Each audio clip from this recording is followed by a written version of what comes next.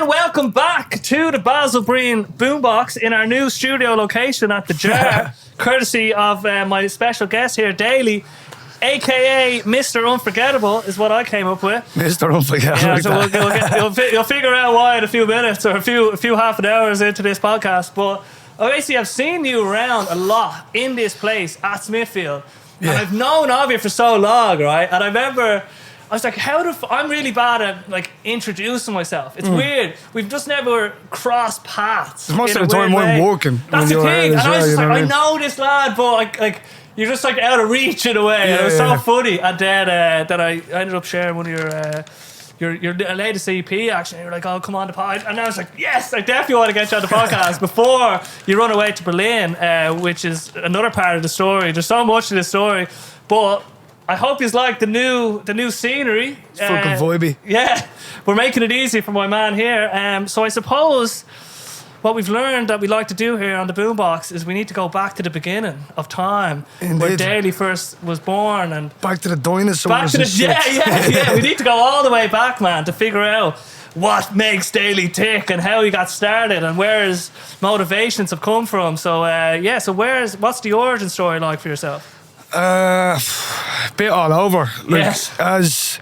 As a kid, I bounced between different parts of Dublin. Like my ma's side of the family are all south side and Crumlin. My dad's side were north side and Cabra, and then they met in the middle and moved to Finglas. So all the sightseeing parts of Dublin. You know what I mean? Yes. So I gained friends along the way from all them areas. But being the type of areas that you were, there's ups and downs. You meet the good and the bad. You know, and there's a lot of friends and shit that I grew up with, and by the time I got to 17, 18, getting out of school, some of the boys were doing just some fucked up mad shit, you know, and it was like, do I want to be involved in this? Do I not want to be involved in this? So I got into some of it for a while, and then I seen so much shit, so many people like just dropping off, whether it be drugs or getting locked up, and a couple of mates like genuine deaths and stabbings and shit. Like, there was some fucked up shit, and I made the decision. I was like, nah, I don't want to do this, but I'm in this, so maybe I should talk about this. And then I started when I was like 16. I was in a youth club in Finglas because school wasn't going too well for me and shit like that. I was a little shit. I was a little shit. So I got forced into doing these youth clubs. Yeah. I had no choice to stay in school and shit. So went on the youth clubs, met a couple of people in there who were musicians. And I always knew I liked writing. Like in school, I'd fucking fail everything. But English and art, I was acing higher level. Like not a bother. I just had this obsession. Any particular type of writing? Just essays? Storytelling.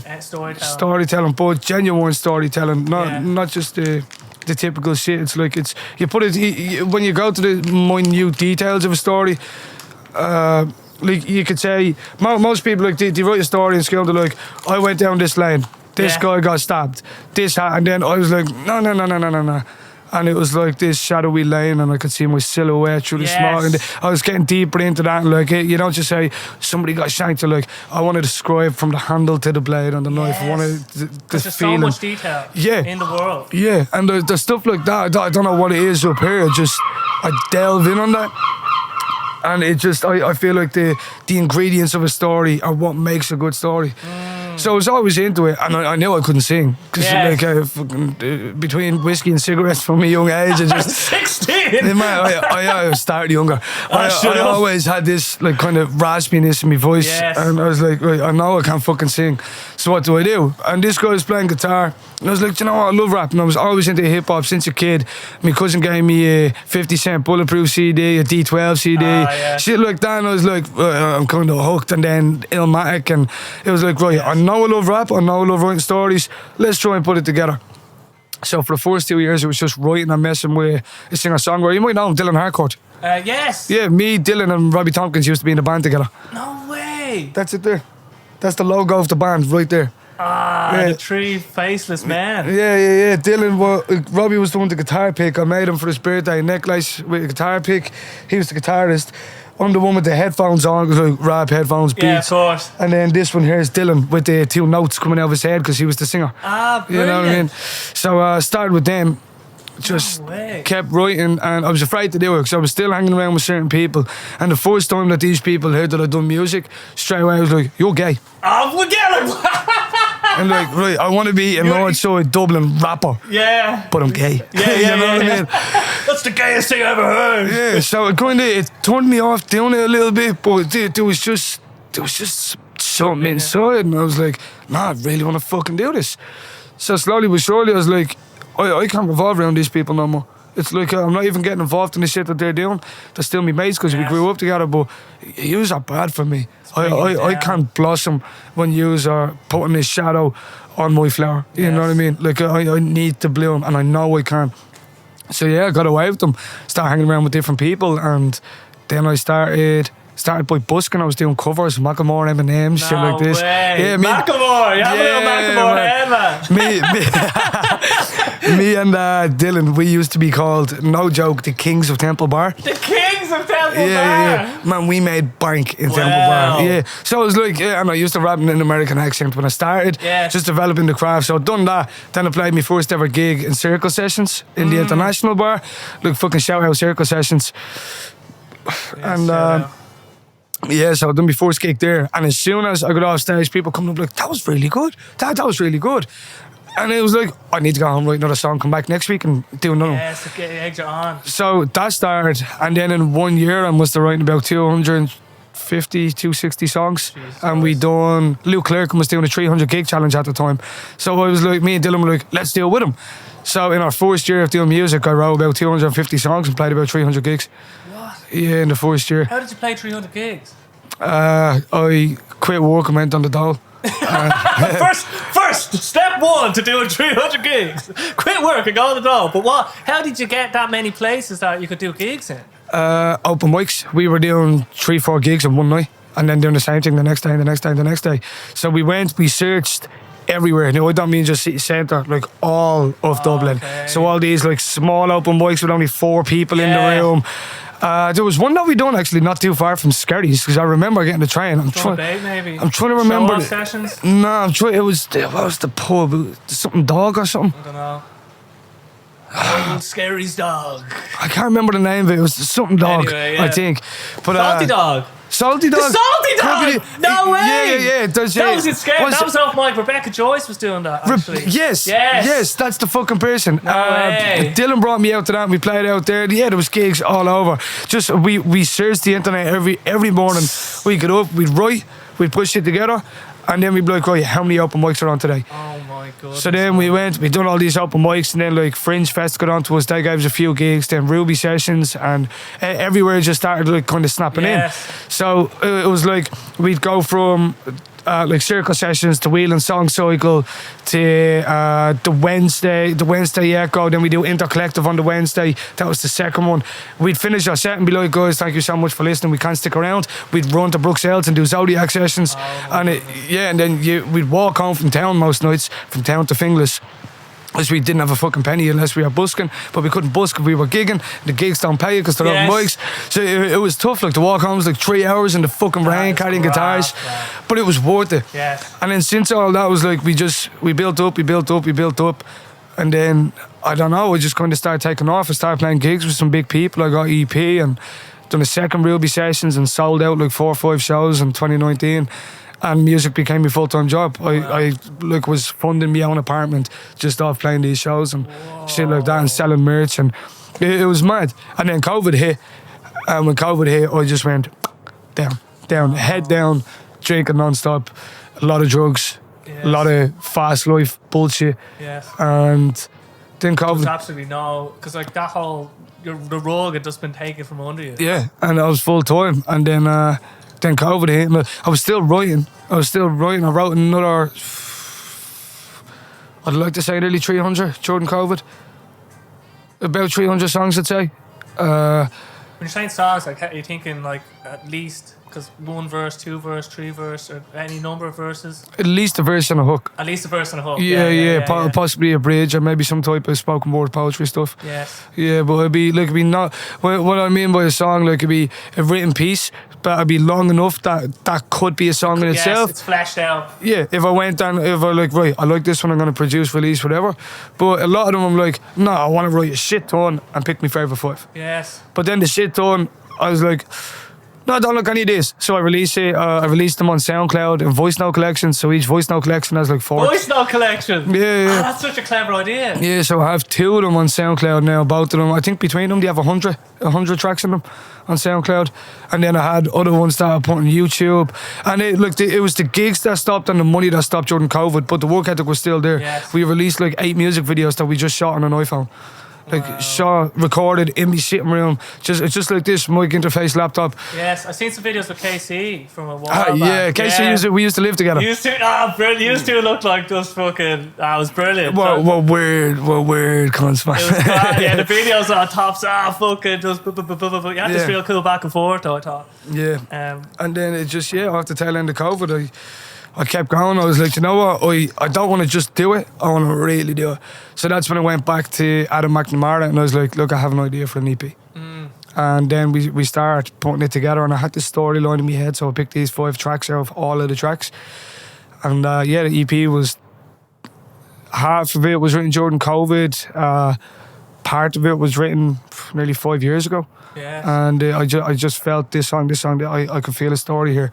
And that's when I went in detail on the story. That's why the skits are there for a reason in between. Like, and we're talking about Forget Me Not then. Forget Me Not all the way through. Yes. Forget Me Not all the way through. From the opening skit, Forget Me Not, then when that ends, it goes into confidence. But before confidence starts, it's right well on the phone. Be like, come on, get your confidence up, get up, bro. And it's like the morning after the first breakup. Yeah. It's like the idea was that Forget Me Not was the first minute of the breakup. Yes. It's like, it's not, this is just a breakup. It's like, this is a moment in time in the last moments of a breakup. Yes. This is the I love you, but I can't, but I want to, but I shouldn't. And it's this thought process. And then it goes to, okay, that's it, we're over. Yes. That's basically the end of the song. And then the next song, Confidence, is the morning after. You know, mate, you come on, we're going out and like, man, we broke up, I can't me head. Come on, get over who we're getting under another one. And that's the psychology of Dublin. It's so funny. Now I have, like, we'll definitely be getting into the EP. Don't be worried now. You're jumping me good now. But it is interesting just when you're talking about the last moments of the breakup because it kind of ties in with just your attention to detail, like in story, like growing up, let's say, just like because there's so much detail in a moment, let's say, that you could write about. Like you could write, novels about just this scene here right now if you really wanted to. And then if you get down to the atomic structures, like there's literally the infinite in front of you, or there's just a table. You know what I mean? Yeah. But I just want to get back to just the writing is just, it's so prolific. And how then do you go about selecting from when you have a library of written songs? What is your process for... Well, actually, what's your process for just writing in general? Will you just start writing? It's weird. It's really, really fucking weird. I will... Yeah, I'll start with beats. Well, I'll start with a feeling. So it always starts with emotion. So I'll go to the kitchen table, I'll pour a whiskey, I have my cigarettes or a doobie, put the book out in front of me, YouTube Music is open or BeatStars or whatever. Yes. And then I'll be like, right, what am I feeling? How have I been feeling today? How have I been feeling this week? So I started on that and I'm like, right, I'm feeling low or happy or mixed. So I'm like, right, go onto YouTube or BeatStars and I'll type in these type of sounds like a sad type piano beat or summer type guitar instrumental. Yeah. So I'll do that and I'll scan through them for like an hour and then I'll save each one that. So I'll let myself mentally write. I'll just freestyle 8 bars in my head. Yeah. Well, that's playing. I'll be like, right, okay, I can write to that. I can see this going somewhere. So I'll save that beat. I'll go through about 50 more. Save that one, save that one, save that one. Then what I do, I put that playlist on a loop. And as it goes from beat to beat to beat to beat, I'm writing lines on each one. So I'll have like a page here, a page here, a page here, a page here. So I'm like writing almost 5 tracks at a time. Okay. And then after like 5 bars of this, I'll be like, oh no, it's not this one. That page is gone. Right, I have 4 left. don't like that one, and it kind of narrowed down. Like, I almost have a verse already on this one. This is the one I want to continue on. Yeah. So the amount of written content you're able to produce for a particular beat shows how much energy that, like, something's pulling you in for these particular beats. So it's so interesting because you're just basically following like that sense of the enjoyment or that whatever it is about this fundamentally. Because the beat, there's like an energy associated with that, and then if you start with that, it's much more. It feels more physical or more tangible. Let's say, like the energy that's sound is producing in you, and then if you're able to regurgitate back something out of that, then I think that's a great, like the way you just described it there. It's like, and then obviously when you're finished with it, then I have more for this one than that one. So obviously this is feeling better to me or something. Yeah. But it's just I didn't realize it was going to be so methodical. Yeah, 100%. Like, I'm when it gets to that point of, right, this is the one I'm doing, I won't write any more on it. What I do then is a bullet point brainstorm. So I'll read and go back over what I have so far. And I'll be like, right, I know now what I'm talking about and I know what I want to talk about. So what's the subject matter? So that'll go on. Like, I'll flip the page and I'll put maybe a circle, like a proper little brainstorm. Like a mind map in a way. Yeah, kind of. And I'll bullet point first, like, things that are associated to this. How can I tie these in and what do they mean to me?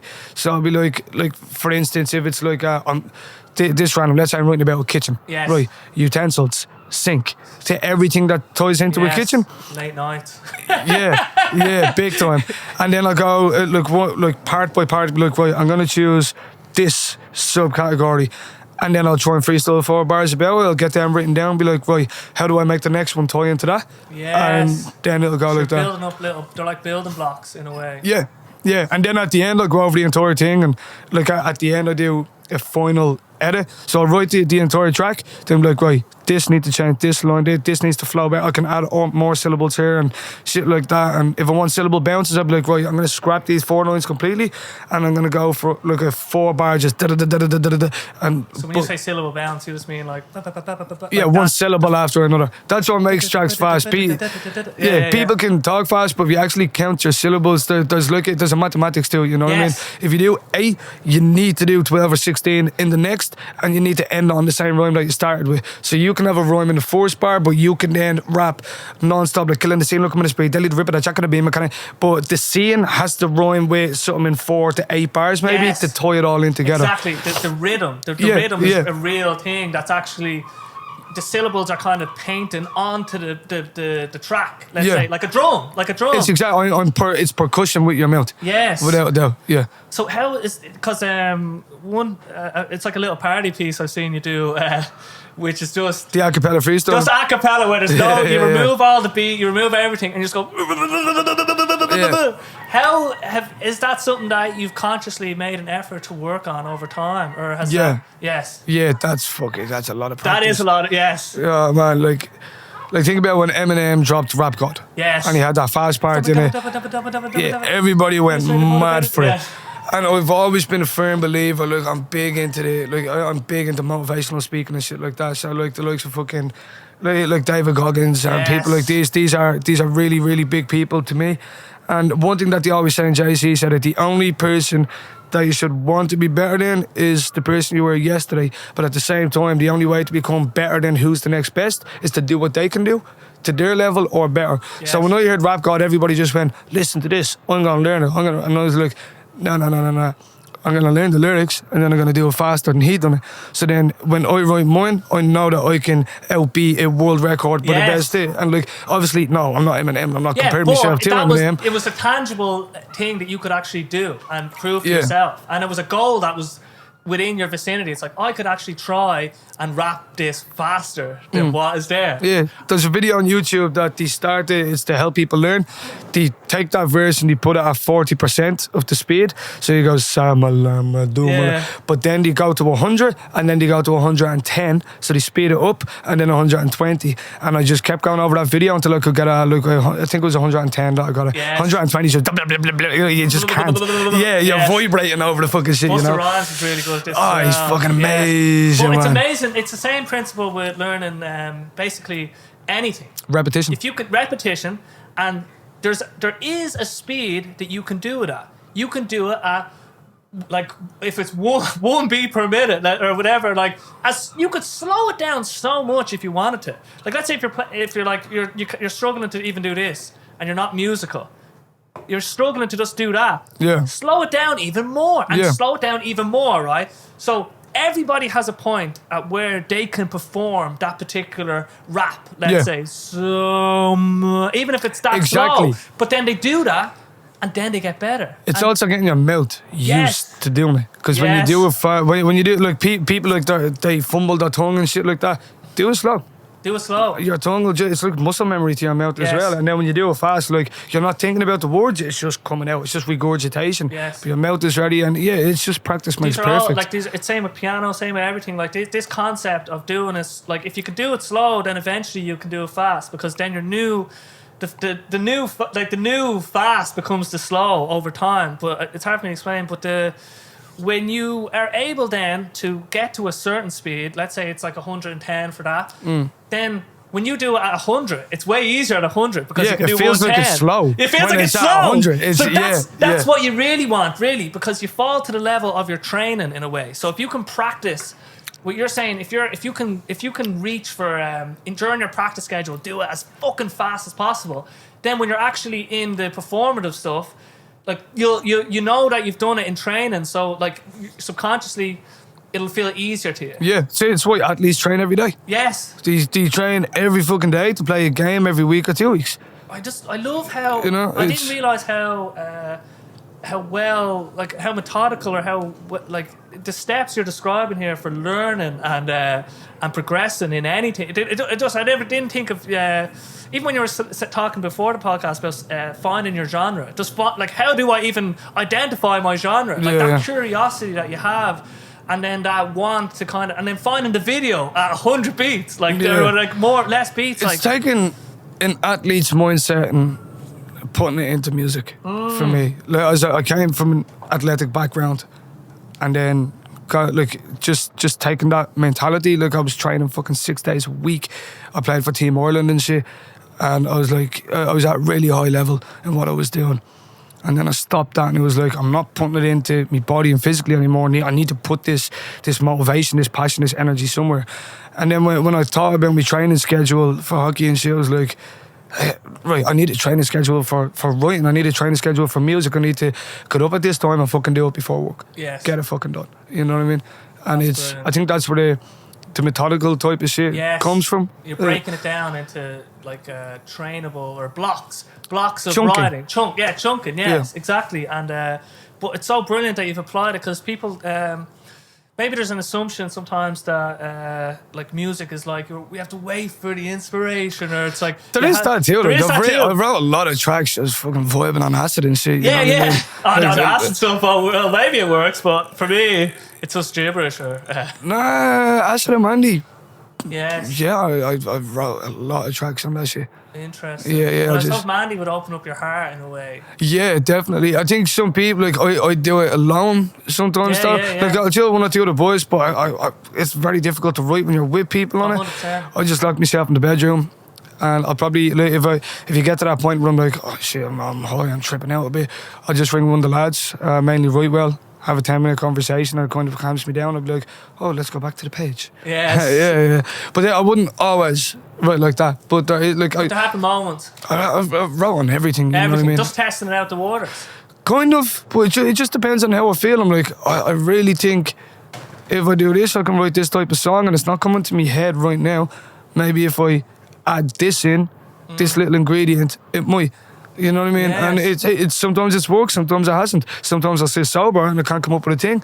Then I'll drink some whiskey, have a smoke, I'll be like, oh, no, I got it. Got something else. You know, it's all very different. Well, yeah, experimenting is the most important thing, to find out what works, what doesn't work. And like alcohol, obviously, it kind of loosens your the inhibitions in a way. So I think a lot of the writer's block just comes from you're afraid to write badly in a way. You're afraid of what people think straight off the bat. Yes, exactly. And like you're just judging too harshly But it's when you have that, when you have something there, like when you get to the editing process, like that's where you really fine tune everything. You know what I mean? Just get it out. You have to get something to edit though. You know what I Remember mean? who said it to me? So somebody just randomly said, I was talking about writer's block one day, and somebody said, just let the ink leave the pen.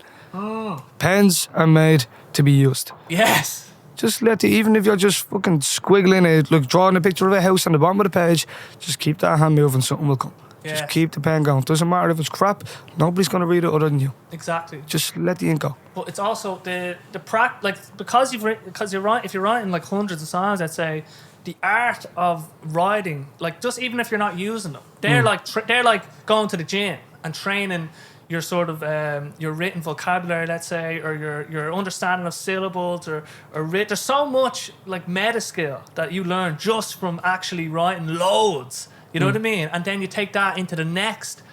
Every time, like no work is really wasted. That's why you have to think. Everything you do adds to the next thing that you do in a weird way. Yeah. And just on the. I'm just loving this, like, because I just can't believe that you've kind of thought about it in these kind of terms, because I think there's a lot of just actionable stuff here for people that just thinking about, okay, if I imagine you, because I think people just think, like, for example, some people say they can't, like you just said you can't sing, let's say, right? But you could actually. I can't sing. Yeah. Just. You felt when you were younger that I can't sing. Yeah, I was too afraid. You were too afraid. Now that I've tried, my voice is different. Yes, exactly. Yeah. But you can't. So that's what I'm saying. People say they can't do this, can't do that. It's like, well, how many times do you sing a year? You sing maybe once in the shower. You sing maybe you don't even sing. How much have you trained? Yeah, how much have you trained? You haven't even done the fucking thing. Yeah, don't talk about being a master of your craft until you put the fucking work in. Yes, you know? Or don't say you can't do it until you actually try and do it for a little bit, in a way. There's no such thing as can't. Exactly. You just need to have put in a bit of time, in a way. And if you can, like with the voice and developing the rhythm and like having these kind of tangible things of, okay, if I can rap this fast, that just seems to me that's just so cool, because that is something you can train. It's good having little exercises that you can actually do. You know what I mean? Like if you're going gym, it's good to have a routine. Let's say. Did you ever watch a professional singer before they go on stage? They're standing backstage going, yeah, you know what I mean? All that stuff. Yeah, these things are important. You don't do the training, you're not going to be good on game day. Yes. It's that simple. 100%. So how do you, like, when you're just, because how long have you been on this path of like musicality in a way? Like it's 10 years. Yes. So like this is the product of 10 years in the making. I started writing at 16. I'm 26 now, so 10 years. Jesus, man. So like, and then you've been developing the craft and working on all these little meta skills in a way, and when you do that kind of that real kind of party piece in a way, that fast, like how long did it take you to kind of get to that point of being able to do something like that? I wrote that in 2018 in an hour. Okay. And it was originally to a beat, and then there was one day I was actually recording it in the studio. It was meant to be on a track, and the timing, I was finding the actual rhythm of it quite difficult because it goes faster and slower. Yes. And I do that with the acapella now. I purposely make it faster and slower to prove, like, look what I'm bending this time scale. Yes. Yeah, you know what I mean?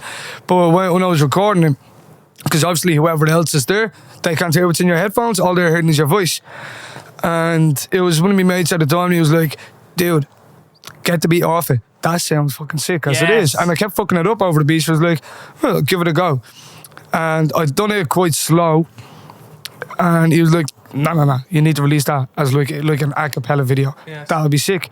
So I actually released that as a video back in like 2019. Yeah, down in Laneway, just off O'Connell Street, Abbey Street. Yes. Laneway there. And I just walked down the lane, spit it, and everybody kind of went mad for it. I was like, well, I'll try it at a gig, I'll try it live. And ever since that, as you said, it's going to become the party piece. Yeah. So I'm like, right, I'll do it at the end of the sets. And people love it, it sounds cool. And with that one, it's weird. I never really practiced it. I wrote it, I felt the speed, I felt the syllables. I was like, this will be cool, I'm going to record this. I didn't have any plan for it. And now it's just become a piece that I do every fucking set, and people go mad for it. So, yeah. It's interesting. So when you talk about, so you're talking about speeding it up, so it's like, and then it's like slowing it down. Like, do you mean like if you looked at the tempo, it'd be like, what is it, 100 whatever beats, and then it goes all down, over the place. and then it's fluctuating. That's why it's probably hard to play it. There's parts of it where, like, I think it was me and Adam that were talking about. We were actually talking about in comparison to Forget Me Not as well, because Forget Me Not is actually a blues timing and track. Oh. Yeah, it's really weird. Really weird. We'd done it on a instead of a 4/4, it went 3/4, and it was weird. We couldn't actually get a click track to it. Oh, all shit. of that is recorded live by a band in the studio and shit. No way. Yeah, there's no click. There was no click ever on that. Everything was by ear. And then Do you know what time it was in after all that? No. Does it change? The time change? Slightly. Yeah. Slightly at two different parts. What the final one is, I don't know, as we've had multiple vocalists, and that was a rock song at the start with like distorted heavy ass guitar and shit. Was it? Yeah. It was. I wrote that song for R&B artists. Yeah. I wasn't even meant to be on that track. I wrote that to sell it. Interesting. Yeah. That's why it has this kind of like lyrically and melodically, it's kind of a weekend vibe. Yeah. It's a sexy type of song, and then we slowed it down, sped it up.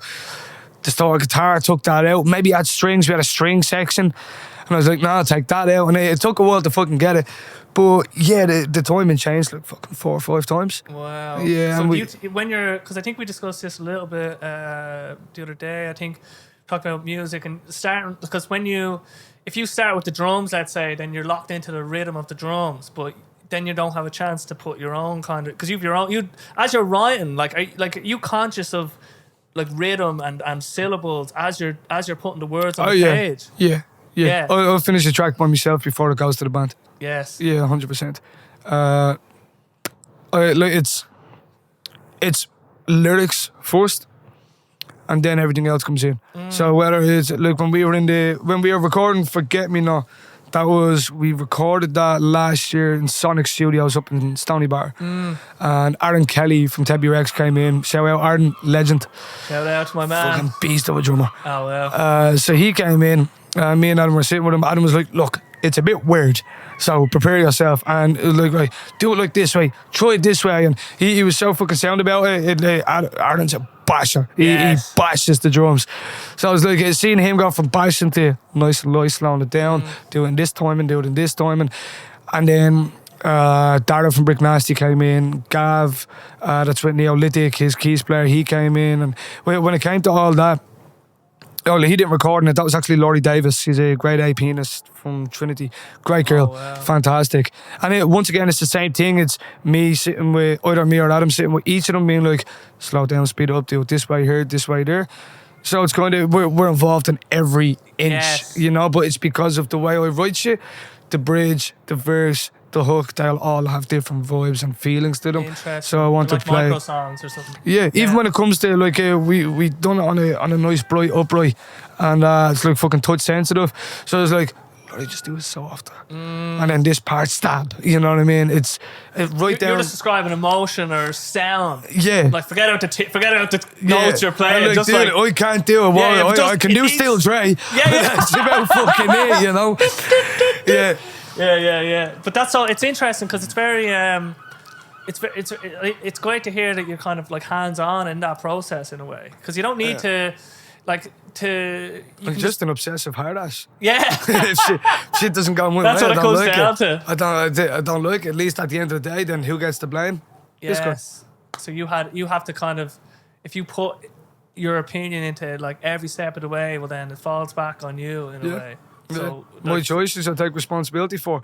I've seen so many times. Of course, fucking won't name names around, but people being like, "This track could have been better," but man, that guitarist let me down. Like, then why the fuck did you release it? Yes. Why'd you keep the guitar in it? Talk to him. Say, look, can we do another day? Or can you shoot me over stems? Or can I sit with you and we talk?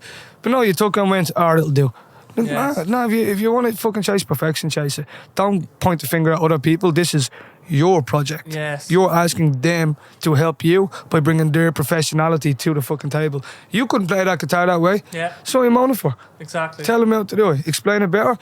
Accept responsibility for your own. Responsibility. Yeah. Because if you're thinking, oh, this track could have been this, but this, it's like you're already losing. You know what I mean? Yeah. Like the way I think you have to be like, okay, like, look at this track. It is what it is now, and everything is always a work in progress. Like, even all your stuff now, like, it took you a long time, I'd say, to get to this point where you're able to produce this product. It's so polished, and the production, everything's so tasty in it. But you have to get going somewhere, and then you learn from doing it by saying, oh, how could the next one be better? Yeah. Okay, there's all this stuff, and no one. Like, there's no point. I think you always, like, you probably have this, like, obviously you have this, but, like, there's always the next thing in a way. You know what I mean? Like, the art is always, even when I finished recording this album, now I'm just like, oh, I can't wait to finish it because now I get to think of the next one. Because I'm like, I learned so much from this. I'm already on that, man. I'm already on it. Yeah, 100%. I know the next few singles. That's all the same. Like, I have the name and idea base for the album. Yes. And that's like fucking nearly 2 years away. Wow. And that's what I'm like, God, this is so funny because I'm like 3 years ahead of myself now, and I'm like, you have to be though. Yeah, because it pulls you. It actually helps you finish this project, because if you think this is my defining project and this is the end all be all, then, like, you're never gonna finish it probably. You know what I mean? You're slowing yourself down, if anything, and then you put it out. If it doesn't go the way you expected, oh, I feel shit now. Yeah. Oh, and I'm gonna take a break before I go on. Like, Take a break. Yeah. Sure, drop on that. to the next one. Drop that project. Get back to work, Yes. bro. Get back to fucking It's work. like you learned, like, whatever state that project was in, the next one will be in a better state because you did that one. You know what I mean? Yeah. And you just have to kind of have that mentality of just I'm always moving, because if you fail, then I think it was Denzel Washington that said it. Fail forward. Yes. Fail forward. Just keep fucking moving on. Like, that's it. I remember, Adam, when we finished the EP, and as I said, it took 18 fucking months, and we only finished it like 4 weeks before I uploaded it to Spotify. It's very recently finished. Wow. Very recently finished. I recorded the skits in that office. Oh, yeah, man. like Jordan and Shift and shit. And I remember Adam was like, man, this EP is taking so long. I mean, he went to LA for a while. He came back. He brought back cigars and shit. He was like, I'm going to finish this EP. We're going to have a cigar. Yes. And we drank a Hennessy and shit. And Jordan, this cigar was like, oh, here, so me and Casey are doing this single, so can we go to the studio next week?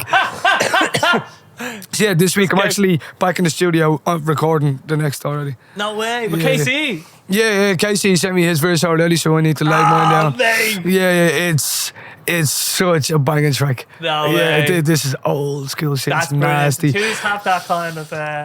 I love seeing the Tuis, like, just in some of them videos, and then obviously getting to talk to KC. Like, he's a very like, emotionally raw in a way, and very upfront about emotional state, whatever. But it's like he's taken a more, like, you've taken a, like, let's say with this EP in particular, it's more geared towards relationships and stuff, and his is more geared towards, like, the harshness of inner city Dublin and stuff. Yeah, exactly. Yeah, but they're both raw representations of them worlds, but you're both kind of portraying in a way. Yeah. So there's that, you can kind of, I can kind of see just the connection of the rawness in a way. But just on the production of this, like, latest EP, like, we might as well start getting into it now, which is why I called it Mr. Unforgettable, which was the EP. It's Forget Me Not. Forget Me Not, yeah. Yeah. So let's just talk forget about the production for a moment, but just the inception of the idea in a way, because I think I might have read something that was the Forget Me Not the Flower. Yeah, that's right. Yeah. Yeah. So and I love that, and the last line of the whole, well, obviously it's the last line of that single, 3 words. and Forget Me Not. It's such an interesting phrase if you think about it, because it doesn't really. I know what it means, but you can't make sense of it. You can't make sense of it. Yeah. That's why it's beautiful. Yeah. And you just go, and Forget Me Not. It's abstract. Yes, and that's why I think it has that kind of that vagueness in music is what gives us that. That's what, because you can interpret it in loads of different ways. You make your story from that. Yes. You relate to that in the way that means something to you. Yes. I know what it means to me, but if you leave it open and suggestible, it can mean anything to anybody. Yes. And that's what's important with music. When I listen to a Kendrick song, I'm not sitting there like, oh, I wonder how Kendrick feels. Yeah, Like, yeah. no, I'm just like, feeling it. Yeah, I'm like, dude, you know, I love this song because it relates to me and it makes me feel a certain way, and he's left it open in a way where I'm like, that reminds me of that situation that I went through. You know what I mean? It's Yes. you need that bit of I don't know, mystique or some shit. Yeah. That, like, because if you just say directly everything, it doesn't have that same, like, if I look at the music that I enjoy, it has to be open to many interpretations in a way, and that's what gives me joy when I'm listening to lyrics. If it's just too out straight with exactly what happened, just you build an intuition for a good lyrics and bad lyrics as you write and as you consume lyrics or whatever. But I just want to kind of get a little bit into, because I mean the whole piece, like the whole EP, it's just like, I think everyone's had that, like, well, hopefully they've been lucky enough to have their heart broken or like be in that them relationship. Lucky enough is right as well. Yeah, exactly. But that's the whole piece, the whole idea of the album as well, or the EP, is that because I think one of the other preceding lines, it's like, it's been beautiful and difficult, because beauty, I actually think that beauty isn't sad or happy. It's just like, because beauty can be sad and it can be happy. It's something that you're aware of. Yeah. You Like know? things can be so fucking hard. Like at a funeral, let's say, where it was just a beautiful ceremony. Exactly. It's like so sad. Did you ever watch like a fucking David Attenborough documentary? Yes. I'm addicted to them. Yes. I'm addicted to them. I've seen them fucking all. I know. And when he goes through these like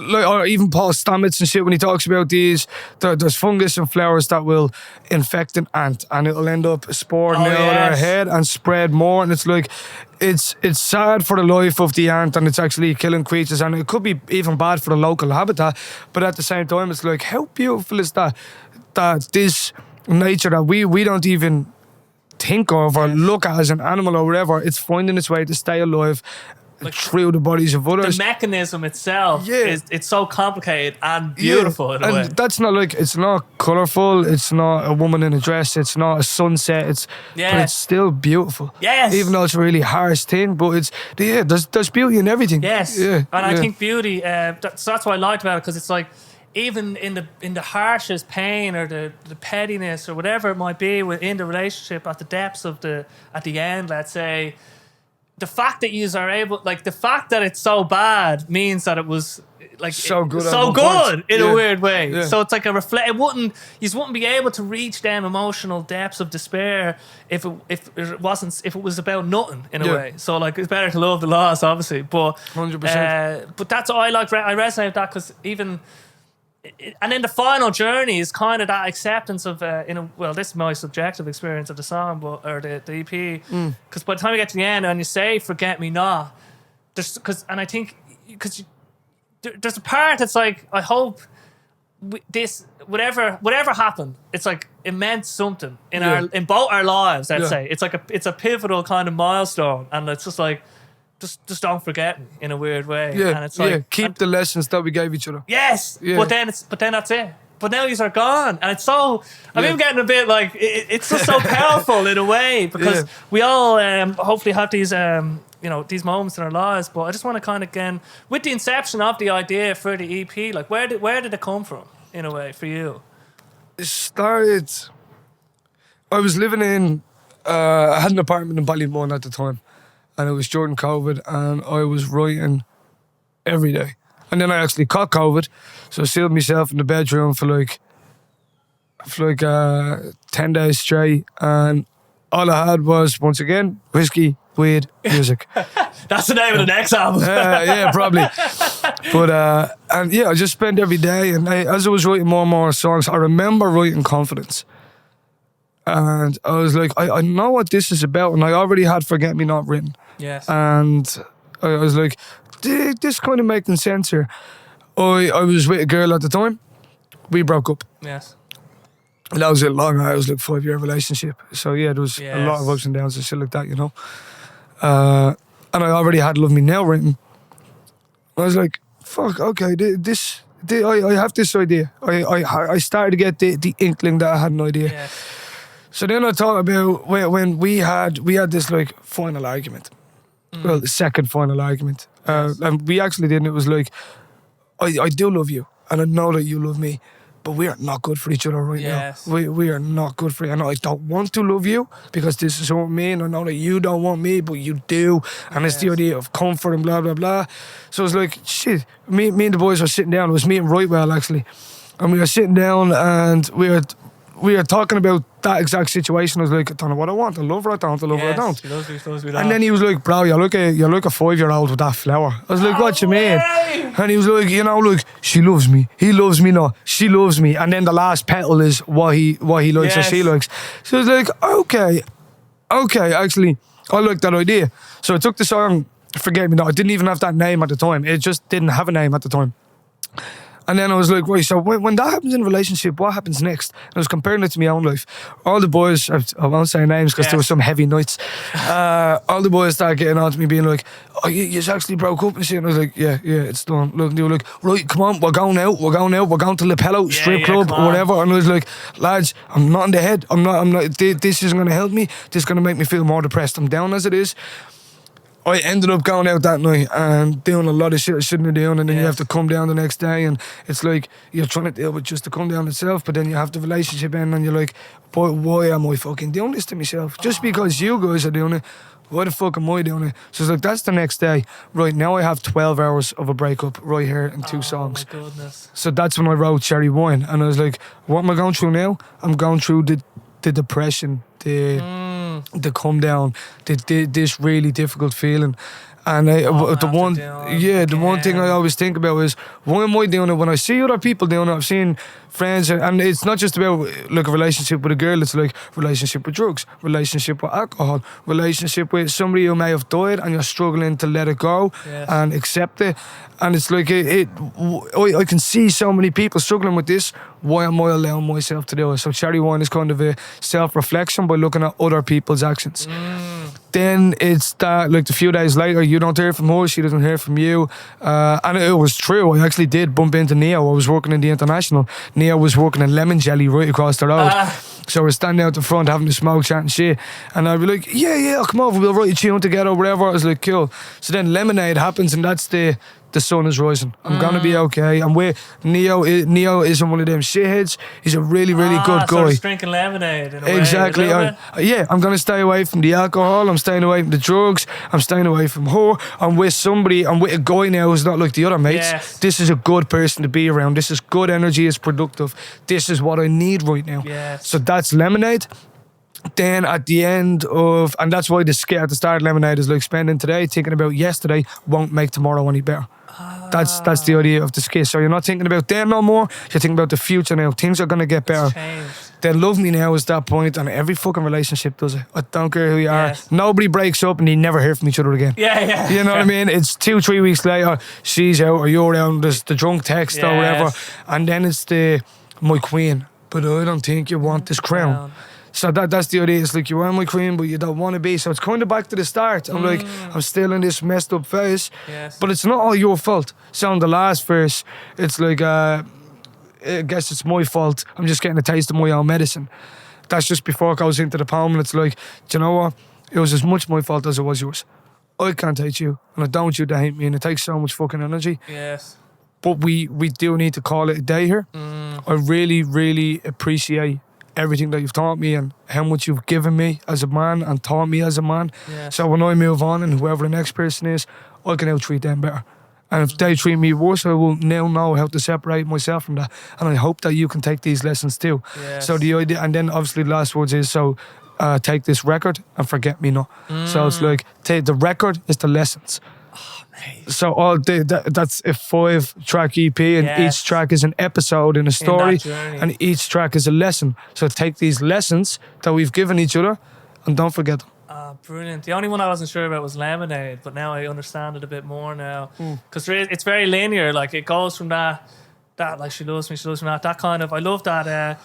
I love just the contrast with the female and your harsh voice. It's meant to be the argument in your head. That's why it's panned from left to right. It's like, it gives you a headache. And you don't almost know what it doesn't even get resolved really. It's just this like because it's not resolved till the end. Exactly, and that's just, it's such a great like the idea of these, like, let's say skits or whatever, like that's kind of the common term, but they're just like they're like non-musical segues or whatever, you know what I mean? That develop the story in a way. And I love the one in Confidence, whatever. But just on Forget Me Not, I think there's a line.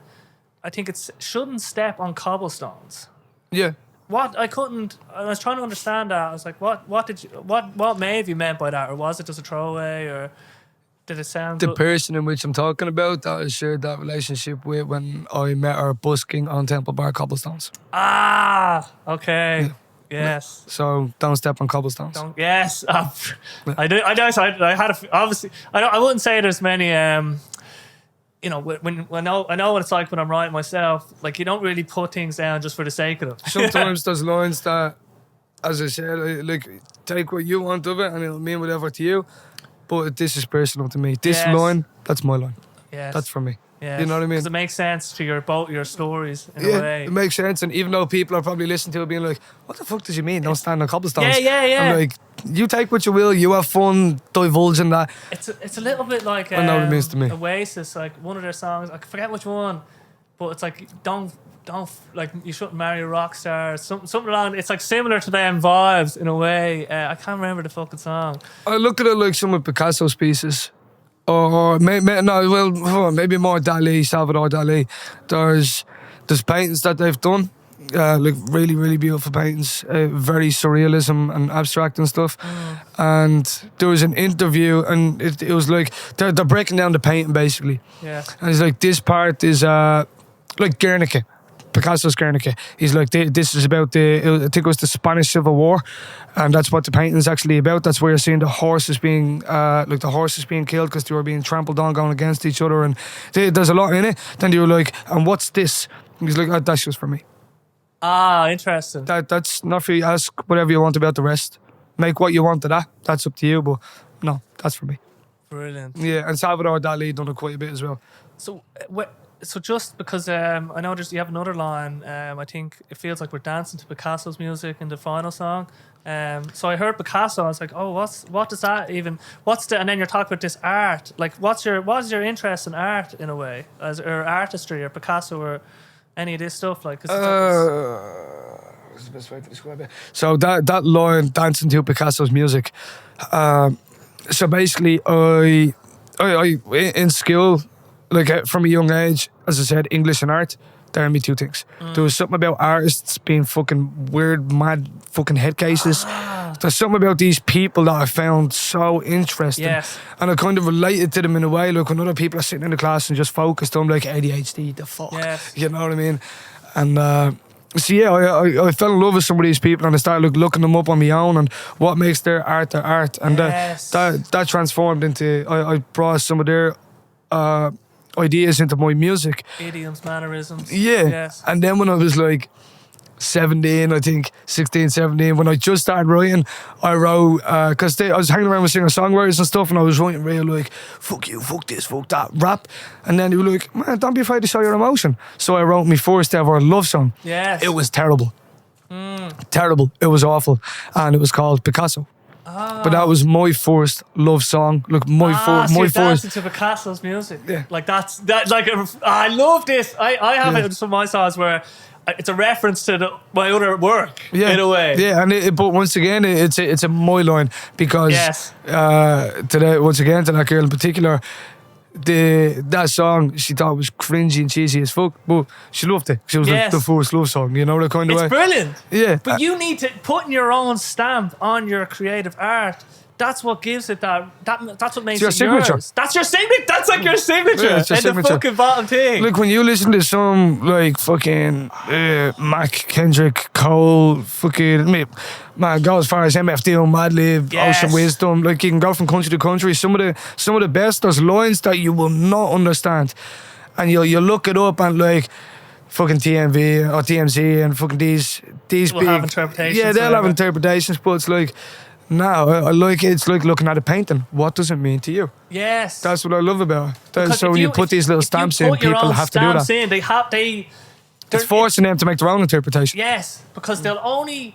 It's so abstract, and it only makes sense really to you, like fully, like, and no one will ever get it the way you get it in a way, and that's such a great way of putting it, like your signature. Just in the bottom corner, or like you were saying in that other piece of work with Picasso, he just said, that's just for me. It's such a... I just love that idea in a way, because there's like a connective tissue, let's say, even throughout the years of your art. Your art, there's always like...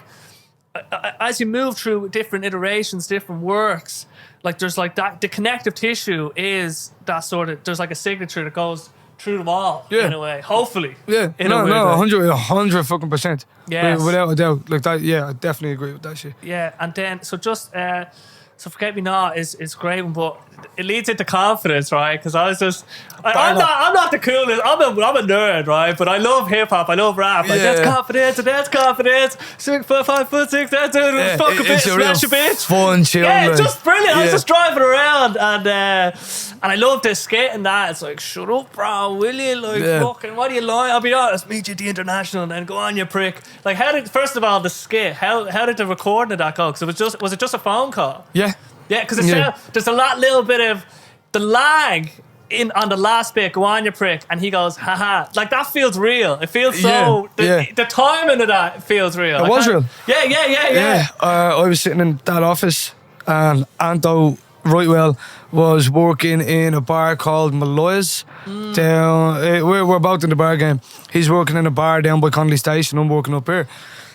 And that's him in the bathroom, like the men's toilets of the bar, on the phone to me while I was sitting in here. And that's super authentic in a way. Yeah, I have another phone and I just hear voice note. So that's just recorded through an iPhone voice note. And as I'm on the phone on loudspeaker, I'm recording it on this other phone. Yes. And that's why there's a genuine lag, because he's genuinely in the men's bathroom that's downstairs, so there's a bit of a connection issue, and it's real echoey because he's really in that Jax. He's really in that Jax. But this conversation genuinely happened. That was a real ass conversation. Ah, man. Yeah. Well, no, the one that's on the track, we remade it. Yes. Well, we had to do that phone call again. With the gist, the spirit of it was there. Yeah, after that phone call that I had with him when it originally happened, I was like, dude, we need to do that again. Yeah. You just say exactly everything that you said then, do it now. Yeah, and that was it. And it was a mad one. It was a mad one, but it fitted the track. Oh, of course, it adds to the whole, because it is just about, it's like getting over it, or like, come on, you need to. What did he say? Getting over, to get over someone, just get under someone else. Like, But obviously you're just feeling the whole as when you come back to the next song, Cherry Wine. Like, you can kind of allude to, all right, what the you fuck? Can't fix cancer with a plaster. Yeah. Oh shit, yes, exactly. And I just want to touch on this with the iPhone. So there's this guy Fred again, and I was listening to a few podcasts with him. And Fred again's glad to DJ. Yeah, Fred again. But he Sicko. He produces with loads of real cool people as well. That's right. He started doing it just as a hobby in his bedroom and blew up. But he's worked with Brian Eno actually he was mentored by Brian Eno from from 16 or something. Really? Yeah. Oh, so I didn't know that. No, yeah. So he and it happened so randomly. Like, he was like his neighbor or something, and he started doing kind of choir. He did this choir ritual, and then they got talking, and then Brian Eno would give him these little tasks, whatever, and just, you should go look into this, and then Fred would go off, right, and he'd put fucking days, hours into it. Put the real effort in. Yeah, put effort in, but he'd make it look like, did a little bit of that or whatever. But because he had Brian Eno, but he uses the iPhone. He thinks he loves the iPhone speaker and he loves the iPhone microphone, right? Because the microphone on the newer iPhones is fucking brilliant. Because it actually, he describes it as, so when you record vocals on the iPhone, there's a built-in compressor, let's say, so it elevates the lower notes. So there's inbuilt compression. So he loves the compressor on the inbuilt iPhone. That's why everything on my SoundCloud is recorded through an iPhone. Yeah, and it's actually high quality shit. Yeah. Because it's really good, and we get so pedantic, or we think we need all this great gear. But if you actually invest, like the iPhone is like what I'm using now for the camera, in a way. If you just get a really good phone, if that's your only investment, you can do loads with it. But just on he uses it as a speaker, right? Because if you listen to high-end speakers, your production, you get bogged down in that kick sound isn't good, or this thing isn't good.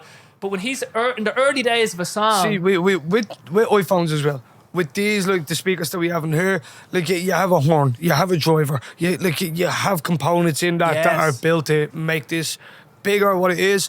With them, and that's what 90% of people are listening with, are the size of an earphone. Yes. You don't have these things. Yes. You don't. So it's really, really important, because what you're hearing is generally what people hear. Yes. People aren't going into a high-end studio to listen to your EP for the first time. No. You know what I mean? Yes. So it needs to sound good on these. That's a really important point. Yes. It needs to, it can't, if it only sounds good on these pristine hi-fi in a treated room, like you need to see what it's like in the real world. Yeah. But also when he's during the production process, it keeps him from getting too bogged down, and like it's more about the musicality. Does it sound good musically instead of getting bogged down in the individual instruments and stuff? Because you can't really get into it with an iPhone speaker.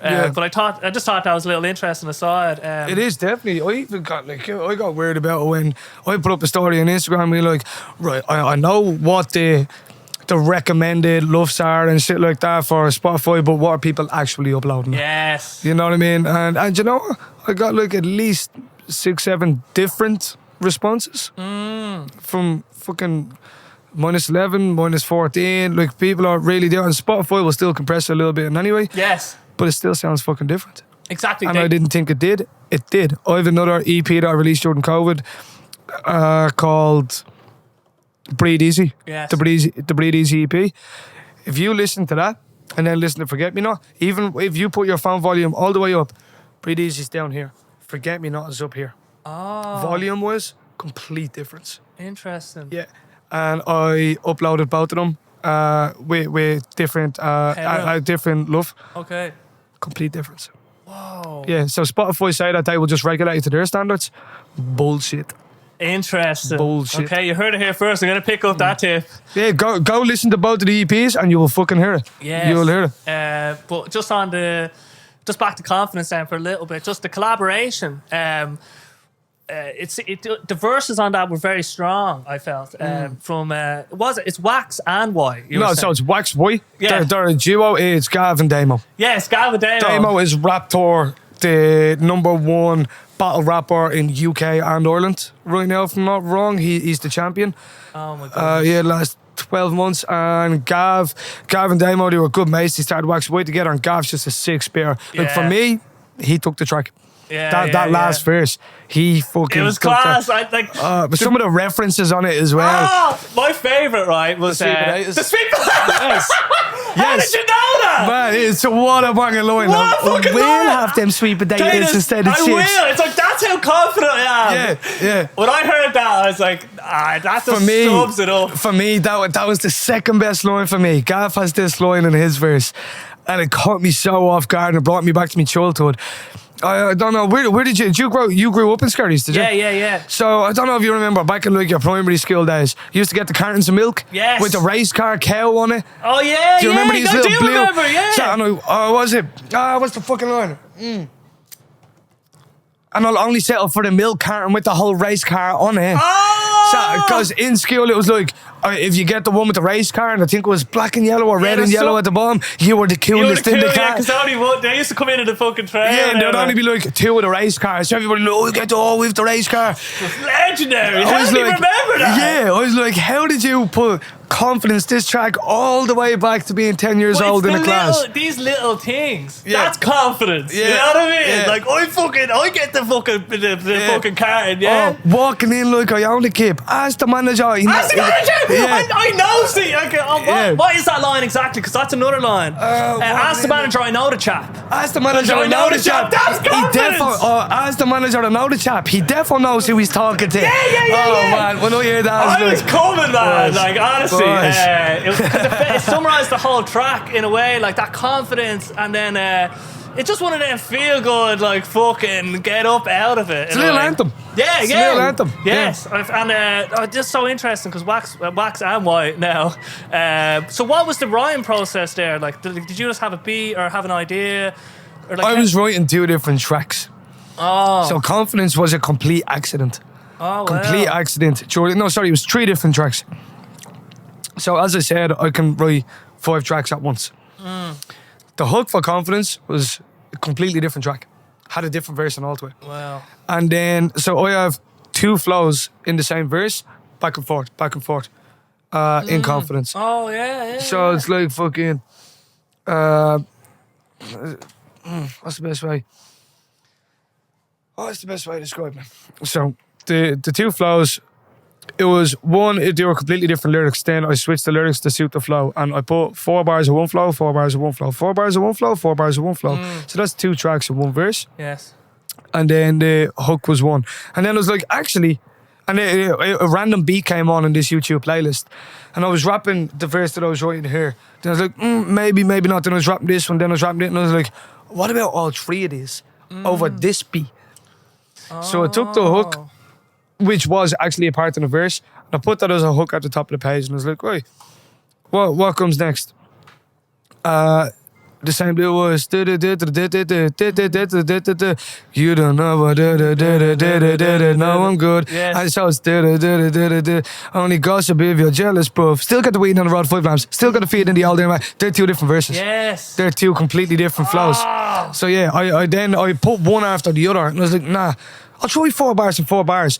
Then I rapped it and I was like, oh, let me show this to the boys. See what they think, because this is very unorthodox. Yes. So I went into them and I'd done it, and they were like, man, that's two different, that's weird as fuck. Love it, do it. Yes. So I'd done it, recorded it, sent it off to the boys. They were like, yeah, we're on. I'm good with this. We've tried to put tracks together for the last few years, man. I'm good friends with them. They're great. They're fucking great lads. They're funny. Yeah. They're head cases. Yeah. They're mental, dude. But I love them to death. They're great guys. And then they came over. We laid them vocals in Adam's studio over in Clondalkin, in our home studio. And they came in. They both, I think, in 3 takes. Both of them were done. Wow. That good. Yes. That good. They just walked in, done it. Done. We good? Yeah, right. Mom, let's go. Did you know what they were like, what they had written in a way? Yeah. Yeah. See, not fully. So, Damo sent me some of his. Gav showed me some of his in person. We actually bumped into each other on South William Street. And he was like, let me show you the verse I have. Let me show you now. And I was like, all right, bro, go for it. Walk away.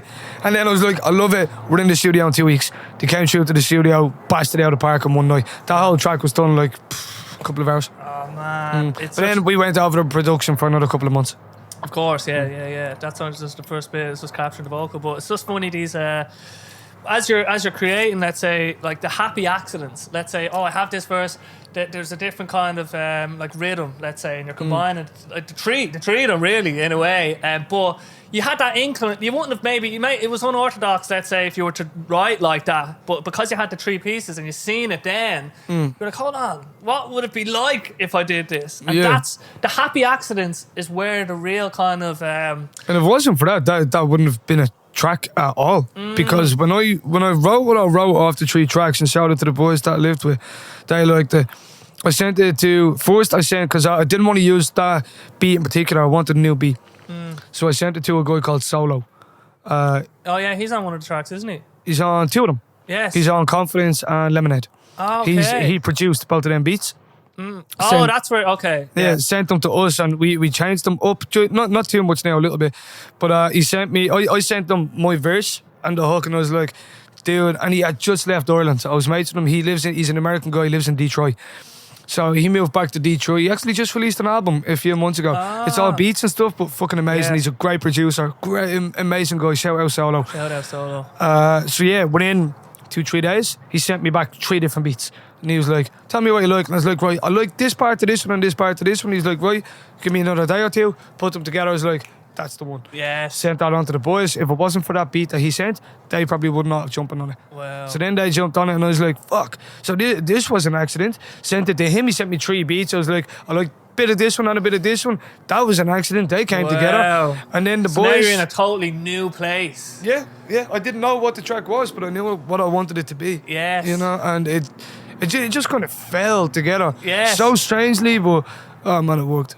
It's just, and I love, for me, like as a man who's going around, that's confidence. It just has that great, it's just one of them great, just good feeling songs. I was just driving in my little Panda and fucking delighted with myself. It's one of them, like, especially after Forget Me Not, you're on this like mid vibey level, and then it's just, let's go.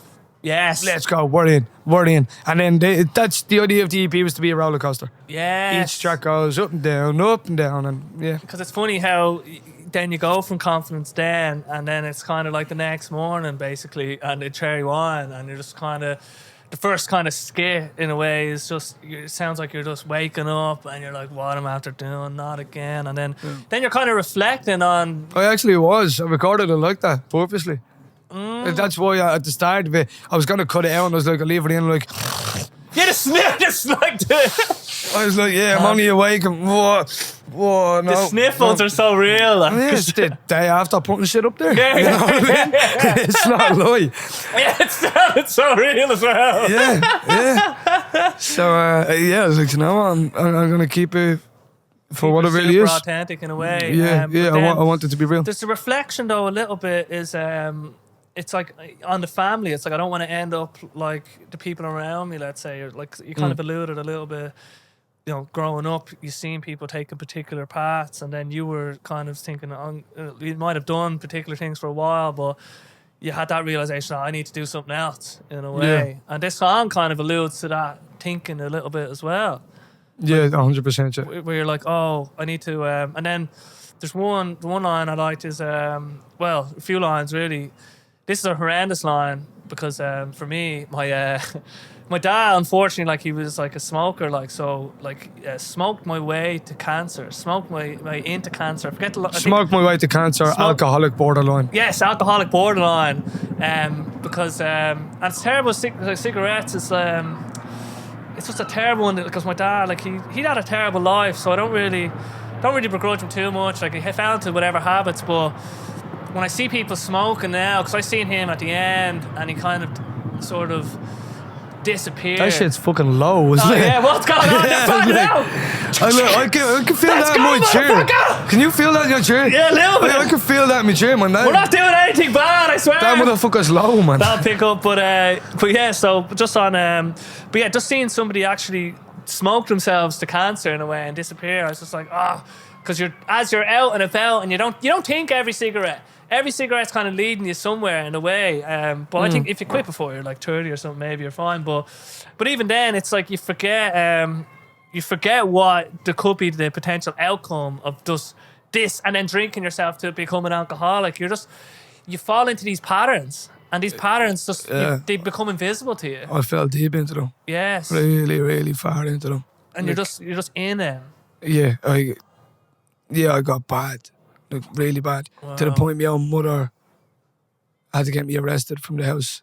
Whoa, And yeah, guards had to put me in a cell, calm me down and shit like that. Jesus Christ. Yeah. I have a very, it's like with the music or when I was doing ice hockey and shit, I get obsessed with something. I grab it and I run with it. I have to do it. Yeah. And unfortunately, that also goes for other things in life.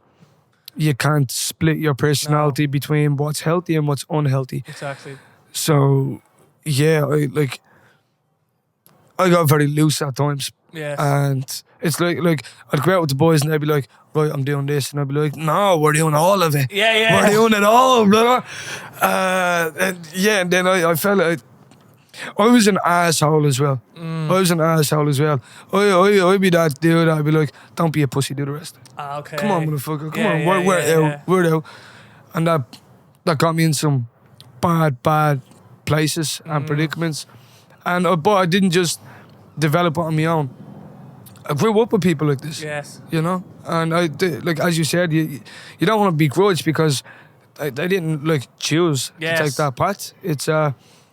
It's almost conditional to your environment. And yeah, I grew up being like, what do you do when you're stressed? Yes. Have a drink, have a smoke, have whatever. Exactly. Then you're hanging around with people that are selling it. Yes. And then they want you to sell it. And then you're like, you sell this? You keep your profit. Yes. You can take the cash if you want, but keep your profit. Nobody's keeping the cash. No, yes. Nobody's keeping the fucking cash. Who's keeping the cash? It's the guy that's giving it to you. Yes. You know what I mean? If you're just running, you're smoking it, you're sniffing it, you're drinking it, whatever the fuck. Yes. And then it becomes an addiction. You come into that and you're just like, what the... Then you have to hit that kind of rock bottom where your own mother has to put you in a cell. You know, Yeah, and look, shout out to me mum. She's doing fucking amazing right now. She just got off the smokes. Like she's brilliant. completely cigarette free. And the reason I wrote that line is because as I'm talking about my family in that, and like I'm talking about real people, exactly, and real stories. And I held my grandmother's hand as she passed away, and that was from cancer.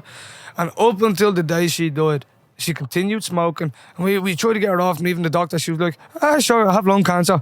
Too late now. My dad was the same. Yeah, and just kept going. I was like, do you know what? In a way, I almost fucking respect you for it. Yeah. In a weird way, I'm like, It's over. yeah, In a and way. you're so, and she did with a smile on her face, like, I know I'm about to go. My time will be Yes. my time. And I love that acceptance in a way, but at the same time, I'm like, fucking hell, I've watched you die. I know. And me man got quite sick, and that's what made her get off the smokes, and she's doing great now. I'm really happy about that. But watching the whole starting to get sick and stuff as well is like, fuck. Yes. Fuck. And then I got a scare me, I got a real scare myself where I had a benign tumour on my lung and then another one in my bowel. Didn't know the one in the bowel was benign for a long time. Wow. And that really affected me. I lost a lot of weight and stuff. Oh, yes. Yeah, it was fucking shit. That health stuff, But man. I smoked the whole way through it. And then when I'm having this introspective moment, I'm like, I'm complaining about other people doing it, but I'm still fucking doing it. Yes. I'll smoke me way to cancer The then. same way that I've seen before. Yeah. Everyone who's come before me. And And I'm sure a lot of people around the world have seen that look, cancer's a big thing and smoking's a big thing. And yes. I'm sure thousands of people have I watched know. that and seen it. And I think that was a really relatable and honest line. So I was like, I'm going to keep that in there. That's what I like about it. It's like you're reflecting on yourself, and it's just that it's not good for you in a way, and you've seen what it leads to in a way, because you do allude to like seeing the family and patterns in society, like this is what we do in a weird way. And when you see somebody you see someone like just you wish that like they just weren't on that particular path and they were alive and they were healthy in a way. But these particular paths, like my dad, he was like when his nanny, his mother, she'd be getting him to light cigarettes at the fire when he was like fucking 12 and stuff. I heard, do you know what I mean? Really? So Did lick it off his tongue. that's what I mean. It's so accepted, like cigarettes. It's like it was so, and people didn't have. Growing up as a kid, my kitchen was purple. Yes. With smoking in the room, everybody be sitting in there puffing away, and I'm in the corner as a nipper being like, yes, this is normal.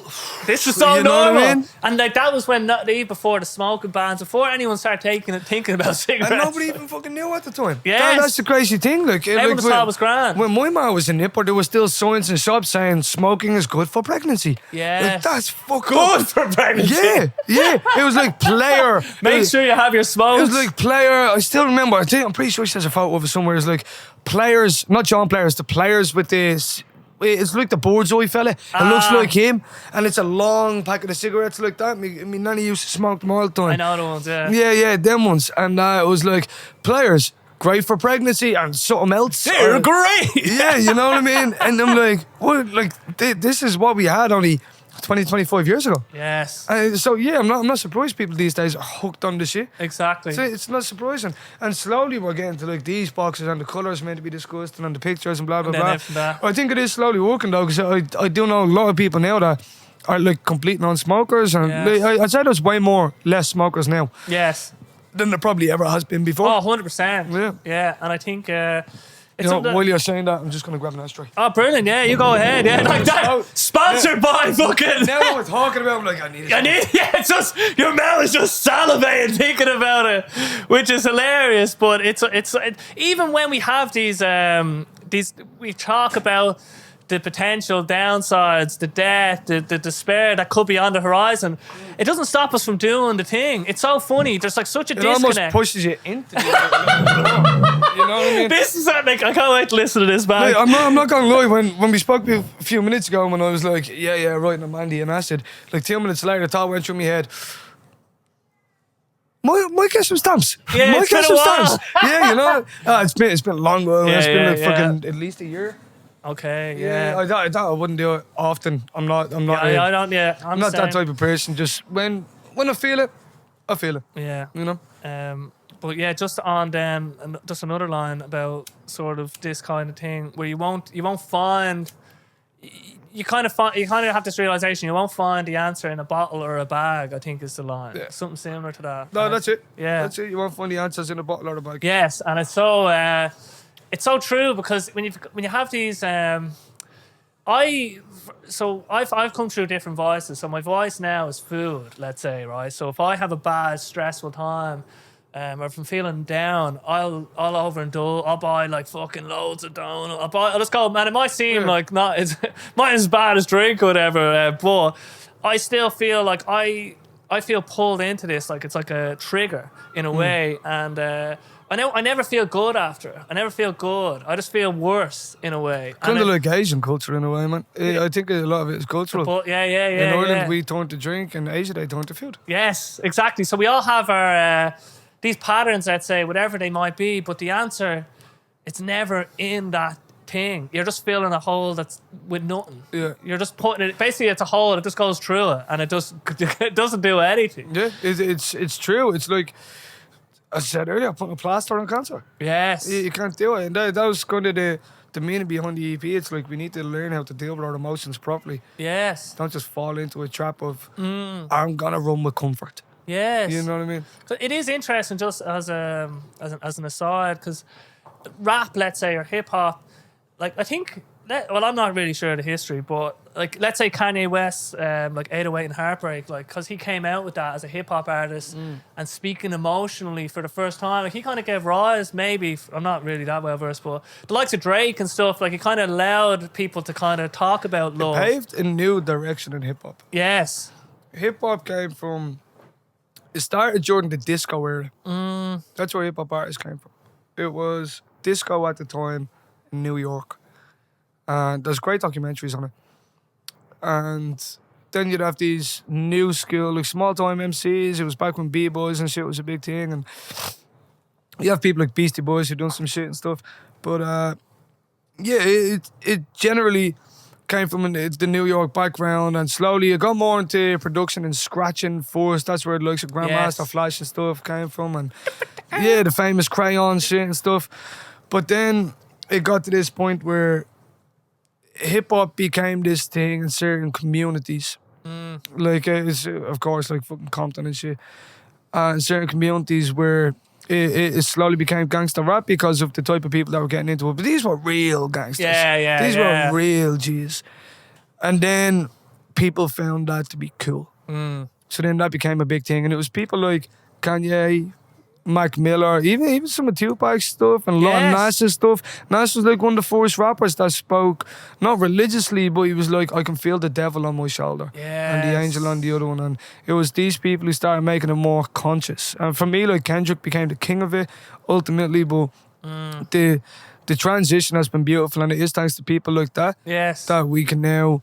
Doesn't have to just all be about killing or whatever or anything. Bitches and bottles and jewelry. Yeah. Doesn't have to be about that anymore. You can speak your truth. It's bringing poetry to rhythm and honesty and real life experience to music. Yes. You know, you don't have to be Adele or Lewis Capaldi to make a beautiful song. Yes, exactly. You can be a hip hop artist and still make a ballad. Yes, 100%. And like the emotional landscape isn't limited by the sort of genre. Like, because you can put it just now that we've opened up like that world of like, okay, it doesn't. Nothing has to be any particular thing. You know what I mean? People when coming out, oh, hip hop needs to be this, it needs to be that, or things need to be like the growth or the evolution of music is when you say, hang on, it doesn't need to be this. What if it was this? What if it was that? And then that paves the way. Like music is sort of it's an ever evolving kind of art form in a way, but it's the one thing that AI can't take over.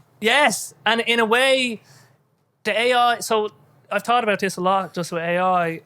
Because I'm kind of into space a little bit, but imagine an AI copied my brain exactly, right? Even in this moment right now, but like in a minute, it's going to be out of date in a way. So like, and tomorrow it's going to to be date. Yeah, when these neurons are fucking flying. Yeah, so they're firing, and I'm changing. New sparks. Yes, you're exactly. All the time. I'm always evolving, so it'll always be playing catch up. Let's say to the creative work, and then there's other parts where. I think it'll be more like a symbiotic relationship where... It also can't track what you're doing during your sleep. Yes. Well, not if you're not at the moment anyway. Yeah, we're recording this in 2023. Yeah, it might get there. I think they're actually calling to slow AI down at the minute. Oh, yeah, they are. There's like a massive petition. Yeah, that's Max, right. I was reading about it the other day. And a few other people have signed it, but I think it's a bit... I think it's from because it is ChatGPT and shit like that. 4 came out and that's right. It's fucking crazy. It's insane. It's because the problem with AI is, right, if you eventually, we don't know what it's like when so there's this really good thought experiment, right? So imagine in this little this what would we call it? Fucking flask. Wine thing, cooler. right? I keep pulling things out, right? Technology, right? So we have white balls and we have black balls, right? Black balls are things that can destroy humanity, right? So I take a white ball out. Oh, the internet. Oh, that's great. And then I take another white ball. Oh, like fucking electricity. Imagine me. It doesn't matter. But all these cool technologies, right? But then I take one out. And this one is the ability to create nuclear bombs with a microwave. Yeah. And we don't know. We could pick out a black ball. And suddenly, like AI could be that. If an AI could say, there's a string of sentences that would make you do a particular thing. That the AI could figure out what to say to you, and you'll go on a killing spree. Yeah. Like there might be a little, like a way of saying something to you. Manson can do it, AI can do it. That's it. So anyway, but the problem, so what they're trying to do is slow it down because they're really afraid of, right now it's artificial intelligence, but it becomes general intelligence where if it gets out of the box, it could just end up just so imagine I don't want to get too into this, but there's a fucking cool topic. It's a really cool story, right? So imagine you had this is the story that summarizes the problem. So okay, AI, I want you to make a paperclip. Make me paper clips, right? So it's like, okay, need to make paper clips, and then it optimizes for that. Then it's like, oh, humans are getting in the way of paper clips, and it basically turns the whole planet into a paperclip factory, right? Yeah. Because you asked it to create paper clips, but you didn't really foresee the problems. Or if you ask it to get me a coffee, embedded in that want or that ask of the AI needs to stay alive. So if anyone tries to kill it, it's like, oh no, you can't kill me, I need to get the coffee. Self-preservation, get the job done. Yes, so there's all these, we don't know, and then we don't imagine what it's like. You know when your dog is beside you, or an animal, we're like, who's a good dog? Mm-hmm. We are gonna be nothing compared to the super AI. When we unlock super intelligence, it's like night and day. It's even, we're like less than dogs to these fucking things. So and that's coming, unfortunately. No, it is. Like one of the scariest things I've seen. I was watching another podcast and he went really deep into this, and there was a couple of Google accounts that were apparently found blocked, something like that. One below, if I'm not right, I'd say between the age of 12 to 14. It was a young boy. And they tried to use ChatGPT to say, how can I make a woman like me or intimately like me or something like that. And they're looking for a response, right, to be like, this is how you arouse a woman. So you now have these kids that are reading this shit on the internet, like porn is bad enough, but it's like, they in their head now, it's going to be like, this is how I do it. I have to touch them in a certain way. Yes. And girls going to be like, no. And in the boy's head, he's like, but this is what it told me to do. Yes. This is how I get you. I'm going to get you. And shit like that is fucking scary. Yes. This kid has learned that at the age of 13. If they keep using this interface until they're like fucking 18, 19, by the time they're 18, 19, they're like, and like with the testosterone running shit like that, I know. They're physically unstoppable. Yes. I remember as a... Shit like that is terrifying. Because when you're a teenage boy, like your big thing is like, how do I get girls to like me, whatever it is. I remember... Do you remember when the dark web first started? And people started talking about that? Like, oh, you can order weapons, women, children, and like shit like that. And now this is a way to be like, how can I access the dark web? ChatGPT will tell me how to do it. Yes, it'll explain stuff. But it's like, who do we want teaching children, let's say, about how to deal with women? Like, obviously, it'd be great if there was an elder, let's say, like for men, another man who can say, okay, you know, when she says no, it means no. Like, this is how you should approach it. But a bit of it is like, you have to learn by making fucking mistakes, unfortunately, and hopefully the mistakes aren't like really bad mistakes. You know what I mean? They're just like, you ask a girl out, she says no, and you learn like oh, that hurt a little bit, but on to the next one. You get the sting, keep moving. Yes, exactly. But if you can, there will be a time where like AI education, like everyone's going to have a little assistant, right? Imagine you had an assistant that had your best interests, right, and it knew everything about you since you were born, and it was like you could confide in this like little robot or whatever, and it had it'll be like a friend, I think, eventually. Yeah. In a way. It's like that new movie. A new movie came out with a little girl. She gets a doll. Oh, I didn't see this. Man, it just came out on Netflix and shit. Really weird movie, but by the end of it, I was like, it wasn't an amazing movie, but by the end of it, I was like, this is fucking scary. This is what's going on the way. Yes. And the doll reads the human to the point where it takes over the parent's job. And the kid will not get rid of the doll because this is now the kid's best friend. This is my everything. This is more. I don't need to learn from you. There's an amazing moment in the movie where there's a glass on the table, and you're meant to put coasters under the glass, especially if it's wood. And the mother to the daughter is like, put a coaster under your glass. And the daughter was like, but why? The glass is dry. And then the AI robot just kicks in straight away and was like, well, actually, the condensation on the outside of the glass is what is actually making the water. The glass doesn't have to be wet, but it will become wet because of the condensation. And then it goes into this. And then it's like, so yes, please put a coaster under your glass. So in a way, it agrees with the man, but the man's like, thank you, but let me discipline my daughter and tell her, just put a coaster under your glass. You will learn the science as you grow. If you take in too much information now, you're more intelligent than mommy and daddy. You're more intelligent than the elder. You're not going to listen to real advice. Yes, if you think you have all the answers, then it's you don't want to. If you instill in a child that they think they don't need the parent or they don't need to listen to you, that's not what we want. Not at all. So, there needs to be. I don't know what we're going to do because we're going to have to balance this new world of like people having access to. I think the cool thing for me will be imagine having virtual AI bandmates, right? So if I'm a music producer, right, instead of you going play it harder here, play it softer here, you can just be to the AI. Okay, see that on the second bar or whatever. Just can you put more energy into that? Yeah, and it'll just do that. Yeah, in a way. So there's all these. It's going to give people such power in a way, the same way like people can record music now or whatever, or mixing. People, they'll just be able to mix. You'll get 10 different mixes for different types of music or genres, whatever. Even mastering. Mastering is getting cheaper. Oh, yes. It's getting cheaper now. Like people who are really good mixing and mastering engineers, it's getting cheaper because now you have E-Mastered. Yes. You have DistroKid will do, or not DistroKid, DistroKid do SoundCloud. on SoundCloud. Yes. Yeah. It's shit like this where like real people that have real ears and real feelings, they're losing out now. But what the way you have to see it is because I'm a programmer, so I use I've AI basically inbuilt into my ID, because code is just text. It's just text, right? So it can predict really well what I'm going to do next. Because some coding, a lot of it is just repetition, and it's obvious what I'm going to do next. If I've written this line, this is going to come next, right? So it's really good at predicting that, but it's allowing me to work faster and get more done. Yeah. And in the same way, if you have expertise, if you're a mix engineer, master engineer, the tools, you need to use them as a tool that aid your process. So the real good engineers will be able to use the tools and take it to the next level. That's the way it's going to be. And we're going to have to just, unfortunately, some jobs will just be gone in a way, but hopefully, we can use them as tools and not let them replace us. Yes, exactly. Use them as tools and let them.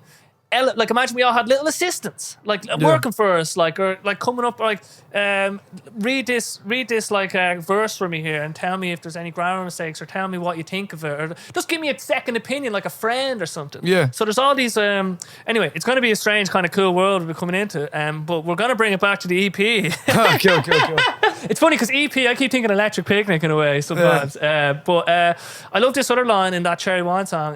I miss you more than innocence. I think that's what you say. Yeah, it is. Because it's so funny. Like innocence, it's such a before all the badness or before the naivety of just before alcohol, anything. Yeah. Like innocence. Yeah. Like it's such a to be innocent. Once it's gone, it's gone. It's gone. Yeah, I was in the middle of writing that verse. And I remember thinking to myself, remember what it was like to be a kid? And I didn't have these problems. Yes. I didn't have any of it when I was chasing a girl. You'd be with her for 2 weeks as a kid, and then you just break up, and it's whatever. On to that. There's no big deal. There's no big emotional struggle. There's no falling into a dark hole or a pit of self-sabotage and drugs and whatever. And I was like, fucking hell. Imagine if we could still have that at the age of 26, 27 or whatever. But we don't. No. And that's something that I was like, fuck, I really miss. What can you miss more than innocence? Yes. And I really thought about that, and I was like, there's nothing, to be honest, that I could miss more than genuine innocence. And I have 2 baby sisters, and when I look at them, I'm like, you still have some of that innocence. That's a really beautiful thing. And you can see it. And then in that, I'm actually talking about my auntie who passed away. And that was the line. I was like, the line was, I miss you more than... What do I miss you more than? It's like the only thing that even comes close is innocence. is in a innocence.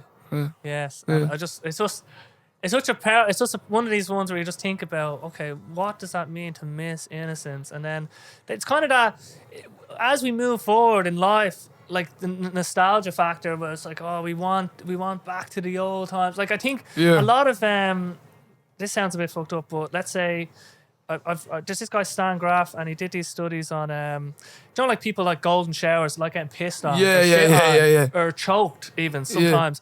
Well, so before you were born, right, when you were happy in here, so whatever happened, imagine you as you came out, there was shit or piss or there was umbilical cord wrapped around your neck.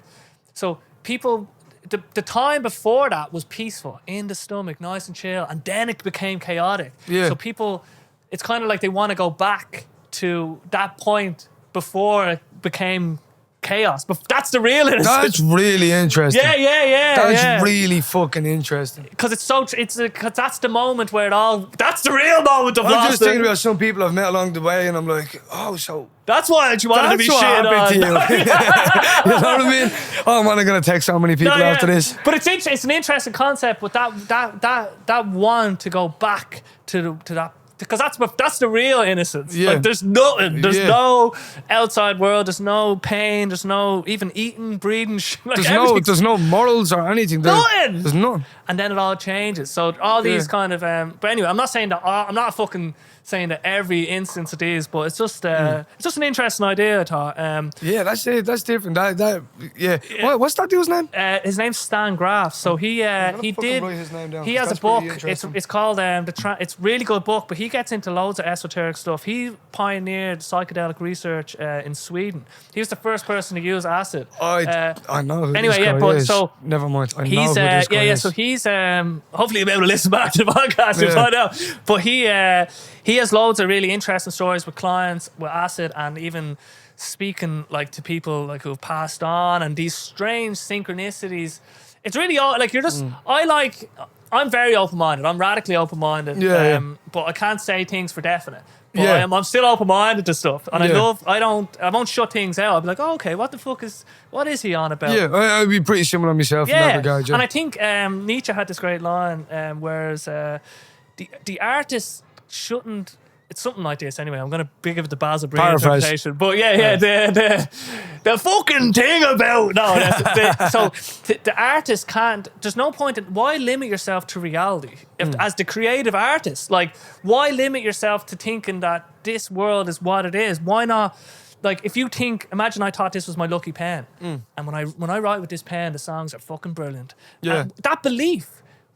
Why not? Like that's not a negative belief for me personally. I'm not telling everyone else needs to believe in that. Yeah. But it helps the art in a creative way. Or if you think like certain synchronicities are pushing you in a particular way, or living in the world of just like what is this and beyond is like where. Because when I looked at Van Gogh, let's say, and the first time I did mushrooms. And I did too many because I grew them myself, and I didn't know doses or anything. Oh, you done your own growing shit? Yeah, this was like before. Probably like golden teachers or something. Yeah, it was actually probably. It was like they were like Mackenzie's or something like. But anyway, the Forest Heroes, those trip type shit. Yeah. Well, I did. It wasn't my hero. The first. Anyway, I won't get into that. But this was just my first naive attempt into psychedelics. But I remember thinking, oh, this place that I'm in is where.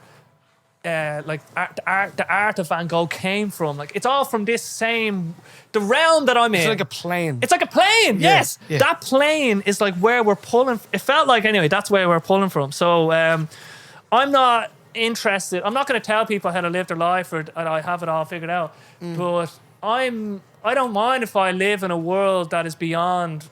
Like the real world, because why not? I'm a creator. Why limit myself? Exactly. There shouldn't be such thing as limitations. Yes, there shouldn't be. Exactly. I hate to meet people like, oh, but you can't fly. Yeah. Like who fucking knows? We don't know what we're gonna do one day.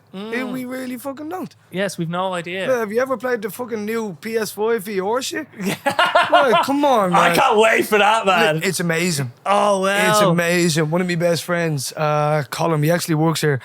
He got the brand new one. Like it scans your retinas and shit. So you can stand in one spot, look over there like that, and it will look. It's great. You look down at your hands, and you have other hands. You can move them. It's touch sensitive.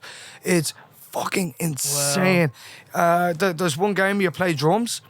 I know what I mean. You're sitting and you have to reach for the cymbal. Like it registers and recognizes everything. I've never ever Drums to be so cool. I've never done that like this. And when I played it, I was like, this has been the most craziest gaming experience of my entire life. Experience, probably full stop in a weird way. Yeah, it's like if it's so fucking crazy. So there's like a little nunchuck on it, and if you move it, it makes you walk. But because you're actually walking. I nearly fell over like 5 times. Your body just naturally got, and you're like, oh shit! I'm in a VR. Wow, it's crazy. Yes. I've done like loads of VRs at different expos and stuff. Like let's say they're doing it at a festival or something. I'll always do it to see how it's getting on because there's just one where I did in Cardiff where it went into space. And I was on a rocket, and I was on this spinny chair, so I was kind of spinning around. But there's the possibility of like experiencing a little bit what it's like to float by Jupiter or float by the rings of Saturn. Yeah, it gives you an idea of it. Yeah, just give me crazy. And eventually, like when we're 40 or 60 or whatever, it's gonna be so cool, man. It's gonna be high level. Like even your natural reactions to it. Yes. Do you remember fucking like the 4 zombies on COD? Yes. So there's a new like Russian version of it. It's the only. It gets crazy. Now the new ones are. It's the only one that's made for the VR so far. And Colin put it on. VR zombies. This is fucked. Right? So Colin stuck it on. He was like, all I say is prepare yourself. So I was like, okay.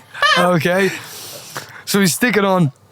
And I'm the VR, and the way you do it, right? You actually have to hold the gun like this. You have to cock it, re-ammo, everything, like physically, properly yourself. And you have to take it off your hip. You have to take it's mental, right? Even when you have like to heal yourself, you get a packet of pills, and you have to put your head back and put them back like that and shit. Oh my god! So this is fucked up. It's crazy, right? So you learn how to do everything, and then the game starts. One zombie comes out, and I'm like, oh, this is a bit mad. Kill him, grand, everything's cool. But then it gets like level 3 or something, and there's a pile of them. And I mean, because they're really on you up here, because it's right in you. Yes. They're really on you. You have one in your face, and you can literally punch them to try and get them away. Then you turn, there's one, and you get off. It looks like they're about to bite your neck. And I mean, I'm in the room like this and shit. Look, get the fuck, what the fuck? And he's like standing behind me, making sure they don't fall. Daly, it's that realistic. You turn, there's one there. You're like fuck. You know what I mean? It's crazy. Wow. It's crazy. It changed. It has already changed the PlayStation experience. Wow. Completely. Like you're genuinely terrified. Resident Evil came out now. Fuck off. I'm not playing that. I literally had to stop and take it off for 10 minutes. I was like, dude, this is wild. That's. I remember because you see videos of people. I see people taking heart attacks. Because it's so. It's a trick. It's a trick. Because if it's able to trick your senses into feeling this particular, because a lot of where we're in the our brain because it sees whatever it sees, it thinks seeing is believing. Seeing is believing, and that it adds a lot to your perception of stuff. Like I don't know if you've ever a little illusion. Let's say is like ever been on a boat or you've been like standing at a harbour or something, you look down and you feel like you're moving and yeah. That's like an illusion of your senses in a way. That's similar to that's what the VR is going to be tapping into, these kind of sensory illusions. It already is. Yeah. It already is. Like when people have this... I can't wait. It's crazy. That's because I can't wait to explore this world. And like, let's say it doesn't matter if it's like what's real and what's not. It doesn't really matter. If you have an open world game, you can just walk around and it's a ginormous map. Like imagine like the new God of War and shit. Yes. It was this giant ass map that take 72 hours to travel. But you're doing that in VR.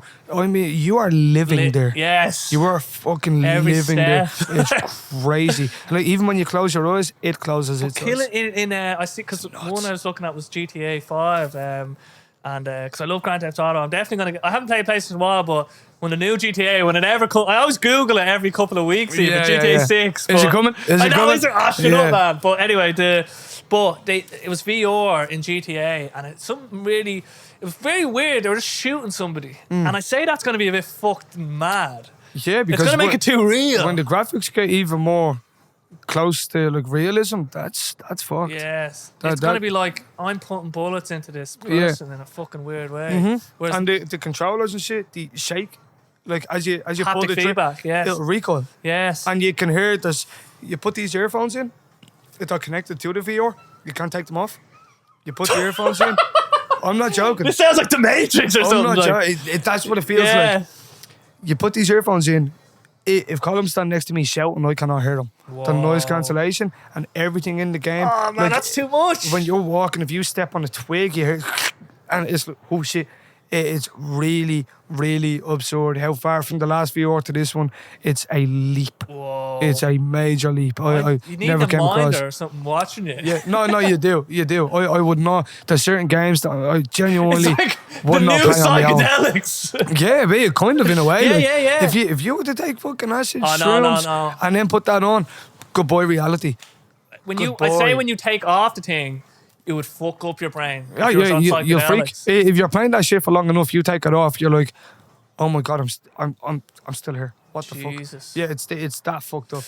Yeah. Did Jimmy ever tell you about his VR experience? No. Oh, Tell me. He had to put. I think it was at an expo or some shit. He was in. If I'm not, I'd like to say it was in Brazil. When he was in Brazil. Dodgy Brazilian VR. Oh man. Ayahuasca VR. Yeah, like it was on some expo over there, and he was like, so the idea is, now it's not gamer art, the idea is there's a window, and this thing tracks your feet on this one as well. Yes. So you put the VR on, and there's a window like let's say in this it's 2 foot away from you, but in reality it's like 8 foot away from you. But it's a real window.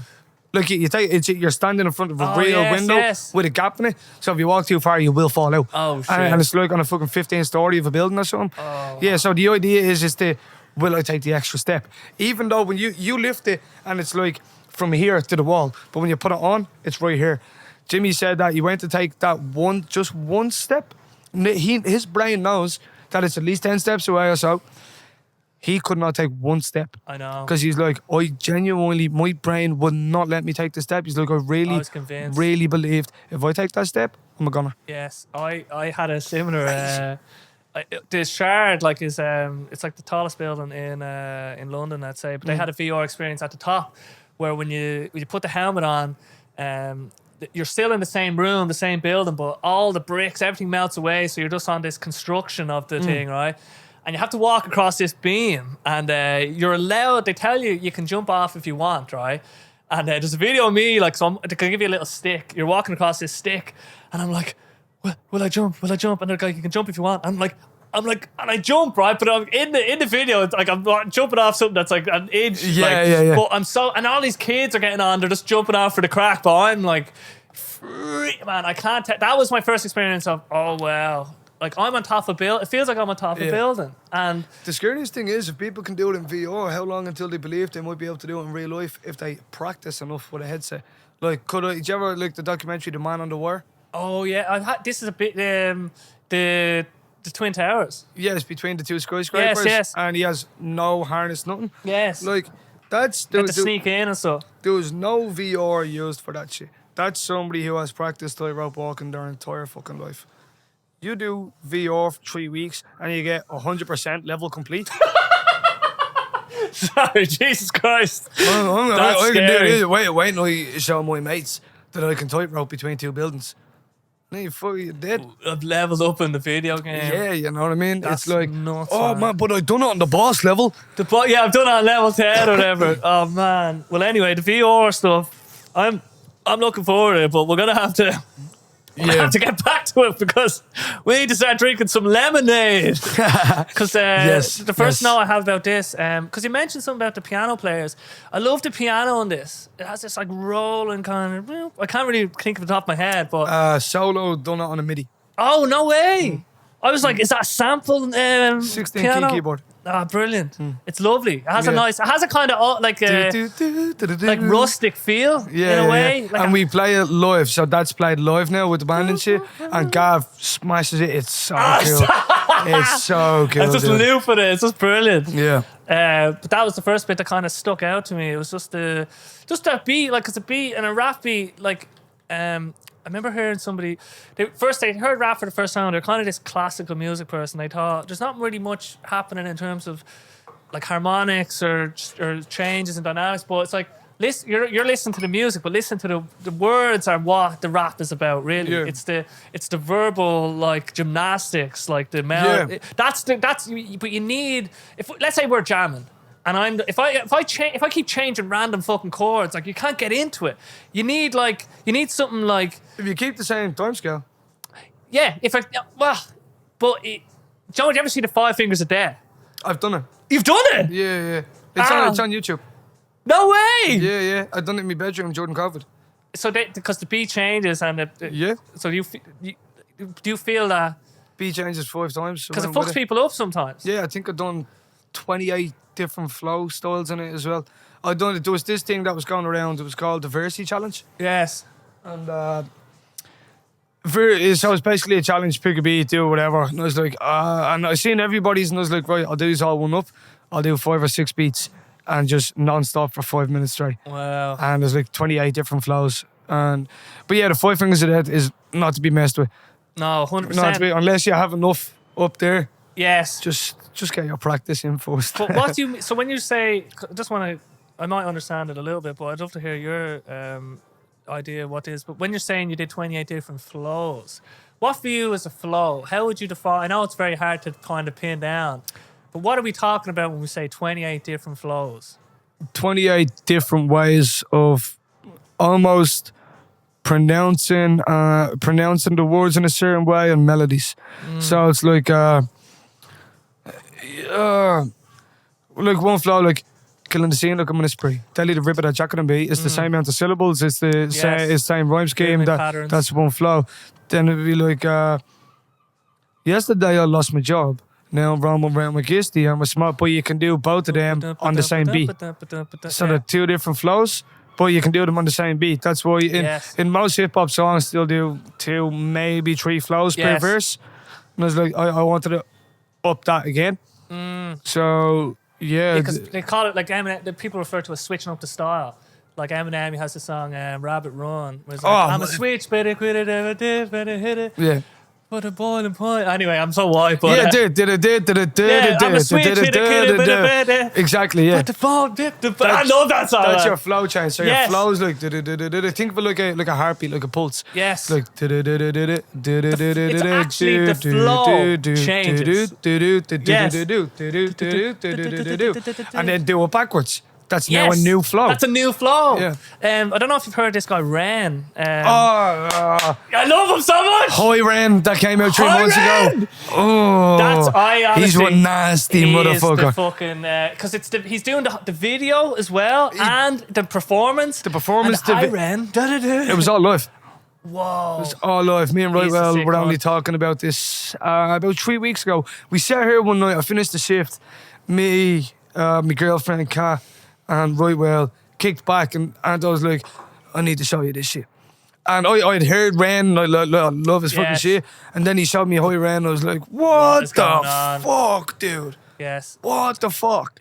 It was like a culture. For me, it was like, because I had someone who's not even a rap guy send me it. He was just like, check this out. And I was like, what? And then I was like, holy shit. It's and by the end of it, you don't even know what to think of it, because it's so real. Yes. I recently have had, I wouldn't say a friendship, but a relationship with a guy who is, I've worked with him for a while, and he's a great guy, but he's going through a lot. Yes. Going through a lot. Bipolar, schizophrenia, stuff like that, you know. And when I watched that, then I spent more time with him. Then I watched that video again. I was like, oh shit, this is real. I'm currently watching this in a real human being. Wow. And it really, really is like that. It really is like that. How Two well, people, basically. Yeah, how well that Ren got that is insane. Yes. Well, but he went through it. He's been in and out. He's been bedridden for most of his. Like he was kicking off, let's say, and then he was. He was with that guy. He was busking. What's the singer? I don't know. Is it Sam something? Sam Snyder? I don't know. I don't have a clue. I don't know too much about backstory, but I know that he had autoimmune like issues. Let's say Yeah, that he's yeah. actually that's why like he has like High Ren, like the album or whatever it's gonna be called, like Sick Boy. Sick Boy, yeah. Sick Boy. He has all these other. Did you see his latest one? The illest of our time.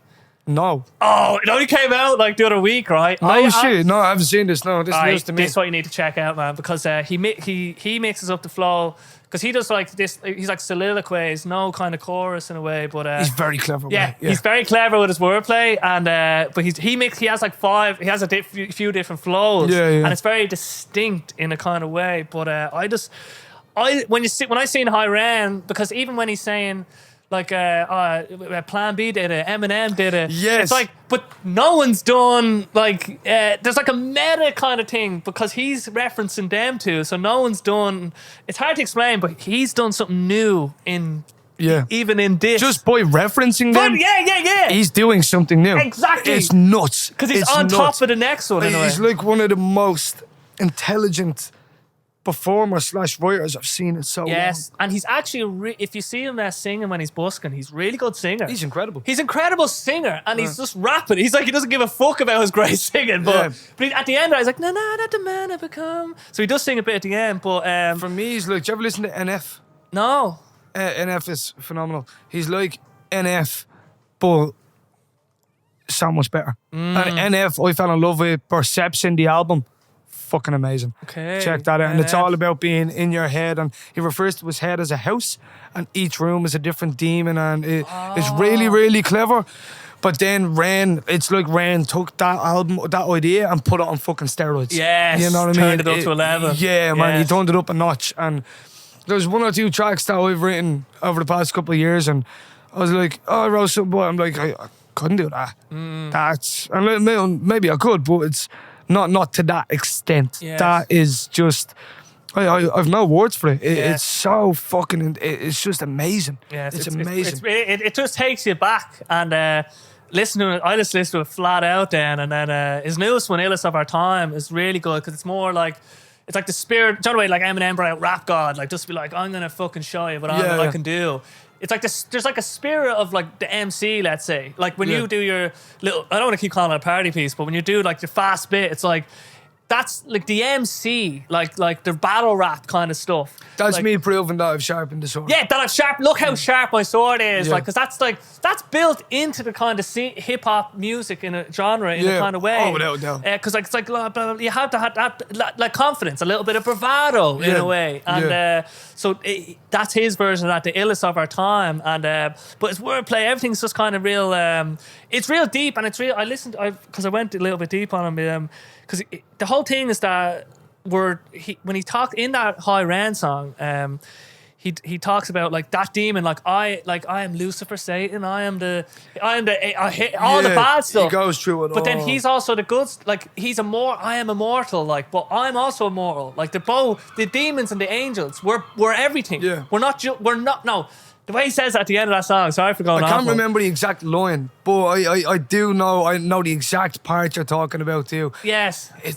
He goes, so basically he says, like, you have to remember that we're human. That's the end of it. Like, we're not demons, we're not angels, we're human. And I thought it was so beautiful because it gives you freedom then to explore the demon, to explore the angel in a way that I found real refreshing, like in my own mind and psyche. I was like, hang on, I'm human, so I don't have to be an angel. I don't have to be a demon. I can be both. Anyway. It's like, how much of each do you want to be? Or will you let take over the other? Because, I'm not saying I want to go on a murder spree, but if somebody's rude to me and they spit on my face, and a real angel would just say, "Oh, blessed be with you," whatever. Yeah, that's the time where the devil needs to pop out and assert dominance. Exactly.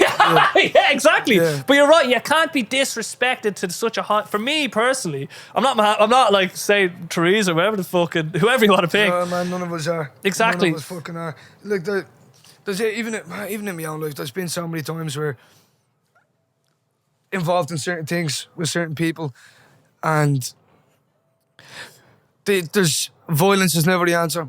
I do agree with that, but sometimes it can be needed. Yes. To establish dominance when somebody else is trying to establish dominance above you, but to a point where they're not just they're fucking putting you down Oh to the yes, point there's where a they're line. bullying. There's a line. Yeah, sometimes, and only sometimes, you need to be able to fight fire with fire. Yes. You need, otherwise you're just gonna get whitewashed. Yes.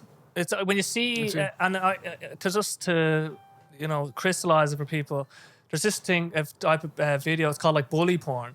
You know when you see a kid getting bullied, and the bully turns around and fucking kills him. Yeah. That makes me feel good. Yeah, I 100%. love seeing 100%. It's hard to look at that and say that's terrible what happened there, because you see he's picking on this fucking kid, and then the kid just turns around and says, "No, I'm not getting bullied anymore." Yeah. And just kills the kid. And you're like, it's very animalistic. It's very animalistic. Rats are a prime example. Rats are one of my friends actually has pet rats. oh well, Yeah, swear to God, and they're grand. they're class, aren't they? Yeah, like you just fucking well, Jimmy will tell you. You just sit in the hand and you're petting them. Ah. They're lovely. They're actually quite pleasant creatures. There's not a bother on them. Yeah. You back that shit into a corner, he will eat through your hand to get out. You know what I mean? Literally eat through your hand. Yeah, because it's self-preservation. Yes. And once again, fight or flight, it's built into all of us. 100%. It's built into all of us. It's just known when is it appropriate Yes. to show that fight. Exactly. You know what I mean? If someone, let's say, if someone bumps into me as I'm walking through a pub, I don't need to overreact and punch them or whatever. Yeah. I can be like, okay, it's in a pub. These things happen in a pub. Yeah. You know what I mean? Don't let things. So there is a line, like you have to, but I think it's clear when it's like porn. You know when you see it in a way. That's your winner. That's not my 2 line. hours of scrolling Yeah. for a 10-minute wrist workout. You know what I mean? Oh, we've all That's been not there. my line. I definitely read that from somewhere. That's your winner. But You know when you see it. So I want to, yeah, exactly. That's the only way to describe it. Okay, like, if someone, I'm keeping that. If someone asks you what porn was, it's like, well, you know when you see, you do know it when you see it. Yeah, like, that one's good, but not right now. It's not porn anyway. But so just on the two, so Solo I've learned now is the actual producer on the tracks. Yeah, so he done Lemonade and Confidence. Okay, so Neolithic is the other. Is he the Summer Days? Yeah, that's Neo. Is he? Solo's American. Yeah. Okay, Neolithic. Where's he from? Neo. I can't put the twang on him. So Neo is Irish. His roots.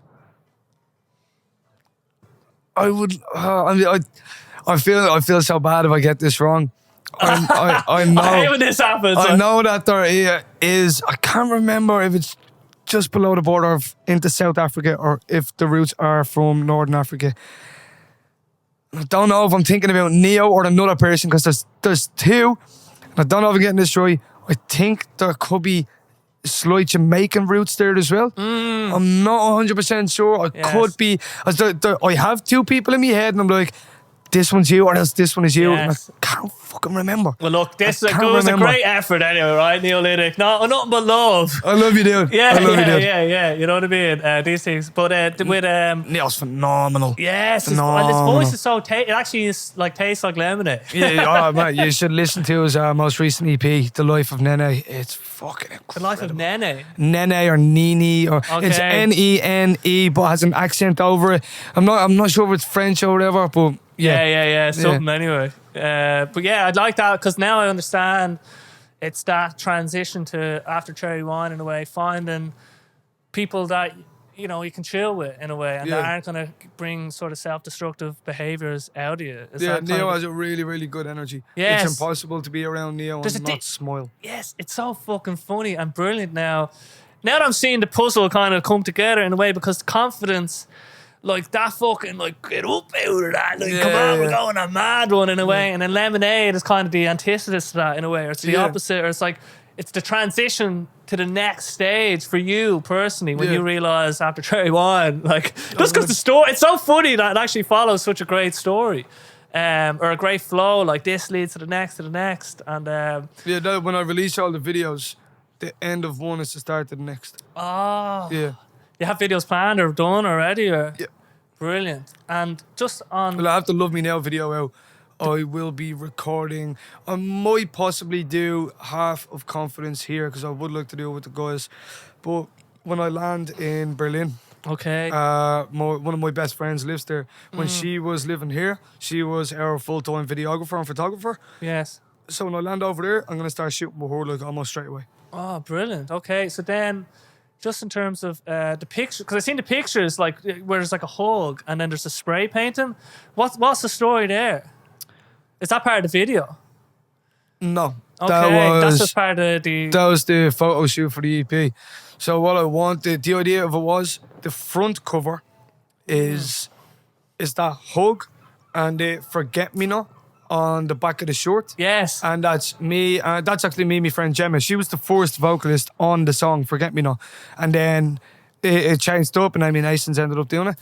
But yeah, so we went to the beach with Sean Leslie to do a shoot, and I got this T-shirt. I spray painted that on the back of it on the beach. She put it on, and I initially wanted a teardrop down my cheek while I'm hugging, but because of the distance of the shot, you couldn't see the It had teardrop. to be like this size. Yeah, you know what I mean? So I was thinking about doing close-ups and stuff, but it wouldn't have working for the actual art.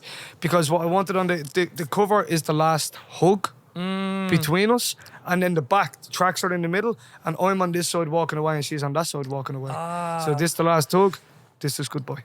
Okay. So when you flip, and there will be vinyls, when you flip it from one side to the other, it's just that them two photos tell the story of the last goodbye just as well as the music does. Fuck's sake. So it all tied in It together. all ties in, like it's one sort of piece. Like the artwork associated with it is tying in. Very Every nicely part of with it, even in Love Me Now, it's not a drum in that. That's me actual heartbeat. We done push-ups in the studio just to get the heart racing. Grabbed the mic, stuck it gain all the way up. I'm not joking. This is brilliant. Stuck the gain all the way up. Whacked it Shut straight. Took it so it sounded almost like a fucking 808. That thumping sound.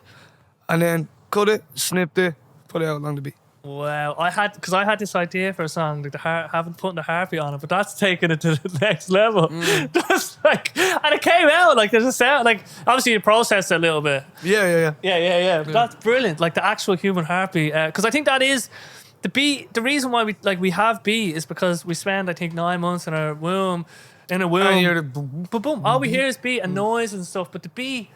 It's like there's so much in the beat. Like there's like when you're relaxed, when you're like working out, when you're like stressed. You know what I mean? Like there's so much that ties into it. Like, but it's a physical kind of phenomenon. But just on with the cat noise, I thought there's a cat noise in that where it's like fuck your uncle, fuck the dad, fuck the dad. Wait, the cat. Please tell me there's a cat is okay. Yeah, no, it wasn't. It's just a sample. Yeah, I got it from Well, I won't Splice. know anymore now. Yeah, like. no, I got it from Splice. Okay. To be honest, it was a random ass idea. So when I originally wrote that track, that was a long time ago.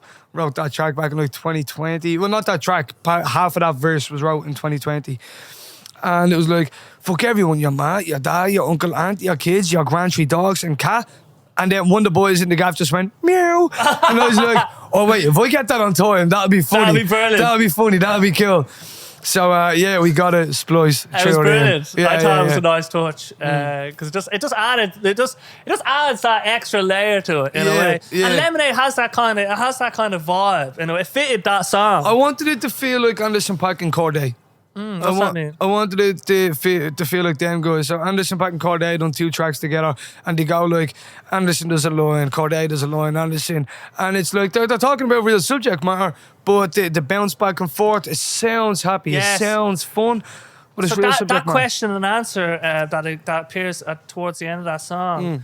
And I love the end. It's like I forget what it is, but we'll be on holidays and we'll be getting paid Making for money off verses while we're on holiday. It's just like but it's like, we got this, man. Life will be good. we got this. Let's forget about the stress. It was just beautiful, but that kind of you described it as kind of that back and forth. Like how did that write? How did you go about writing that or making that?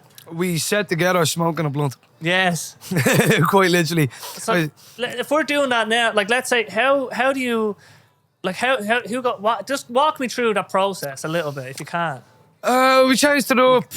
You light the 2 or 3 fucking blunt times. first. Yeah, so I got Neo up to the gaff and we sit in the sitting room, and Neo had some of his first verse done. No, he had the hook done first. Yes. Some of the first verse.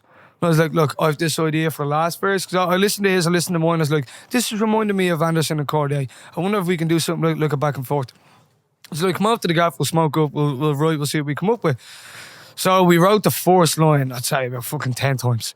He wrote the first line, I wrote the first line. Then we wrote a few lines after, and I was like, don't like it. So I was like, right, let's just start it really open. Up and feeling good, letting all the bullshit go. It's like, you can go anywhere from that, Neil. You can go anywhere from that. I'm feeling good, letting the bullshit go. What do you want to say?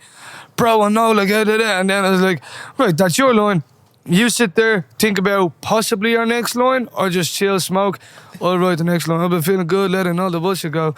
Bro, I know, let me kill the show. A 50 bag of weed and beat sent on from Solo, though. So that beat is solos. Solo, though. I love that bit. Yeah, solo though. Cause I couldn't just say solo because it wouldn't have worked with the voice game. Extra bit. Yeah, so I threw the extra bit in.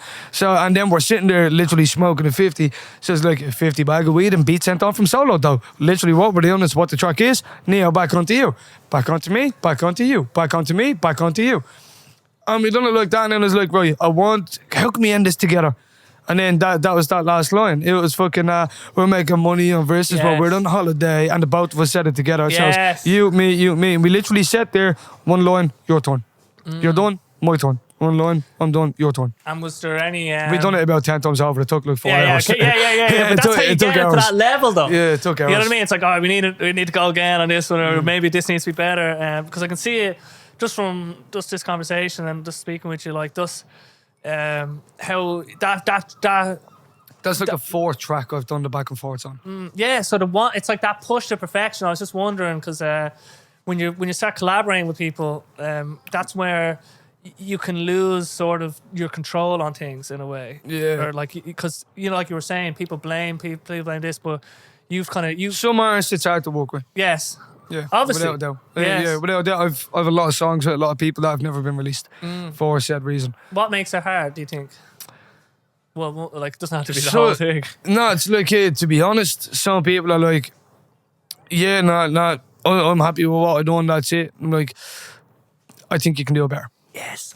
So Kanye West, when he was making Beautiful Twisted That's Fantasy, really become a hard ass. Yes, but you have to, Don't Nicki Minaj's verse in Monster, stop it, everybody knows. Yeah. So she has like pull up in a monster automobile gangster. She has a great verse in that, right? Yeah. And it's one of the great, like, for me. Nicki Minaj's a fucking good rapper. She is a beast. She's like fucking Roman's good. Revenge. The early shit, Yeah. Her flows are there. I can't take it away, man. So Kanye basically is like, she had the best verse in the whole album, and that's with Jay-Z. Anyway, the point is that she had that, and then he was like, you need to go in and do it better. Like so there's a lot of lore, there's a lot of story with that album, like but because he had just loads of people around him, he was jumping in loads of rooms, but he was just pushing people to the next what, because it's like, okay, and when you know they can do it, yes, you're like, if you won't push yourself, I'm gonna fucking push exactly. I've literally fell out with people over this shit. Yes. Like, literally fell out with people over this shit to a point where, like, I don't want to work with you. It's too stressful. It's too stressful. I'm like, I'm not trying to make it stressful. I'm trying to make this project what I know it can be. Yes. Just do it again. But you have to be open to that. Is this as good as it is? Like, because I think I just don't like the diva attitude. Yes. I've done it 3 times. That's me 3 takes. I'm done. It's good enough. Pick what you want. Like, no. Yes. I'm on this track. I want this track to sound a certain way. Yes. Take your finger out your fucking arse pipe, get back in there and do it the way I know. If you were doing it live in front of a crowd, you'd put that passion in. Yes. When you go in, cross your arms and do it, I'm like, nah, man, just get into it. Yeah. Get into it. Go, I want to hear that. I want to hear your voice break. I want to see you break that string in the guitar.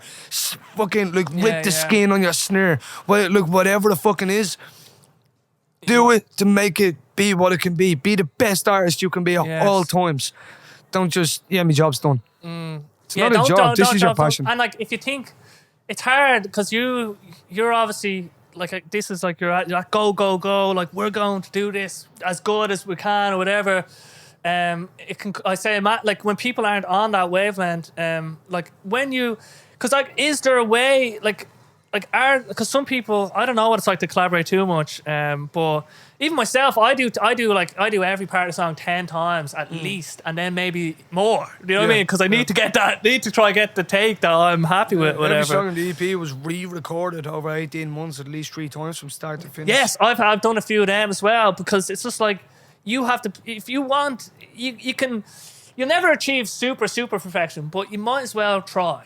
in a way. You know what I mean? It's Yeah, like, you'll never hit perfection, but continue to chase and you'll do all right. and perfection will Aim change. for the moon, land in the stars as it Yes, goes. and then you'll get there'll be more moons. After you get to that moon, there's another moon that you don't know about, but you have to learn, you have to try, if you push yourself, but with sort of collaborations and like so someone's in the booth, I'm here doing my take or whatever, and you feel like you're just like, you're not feeling it or something, or like, it's a tough thing to say to somebody. Like, I'm not happy with what you did. This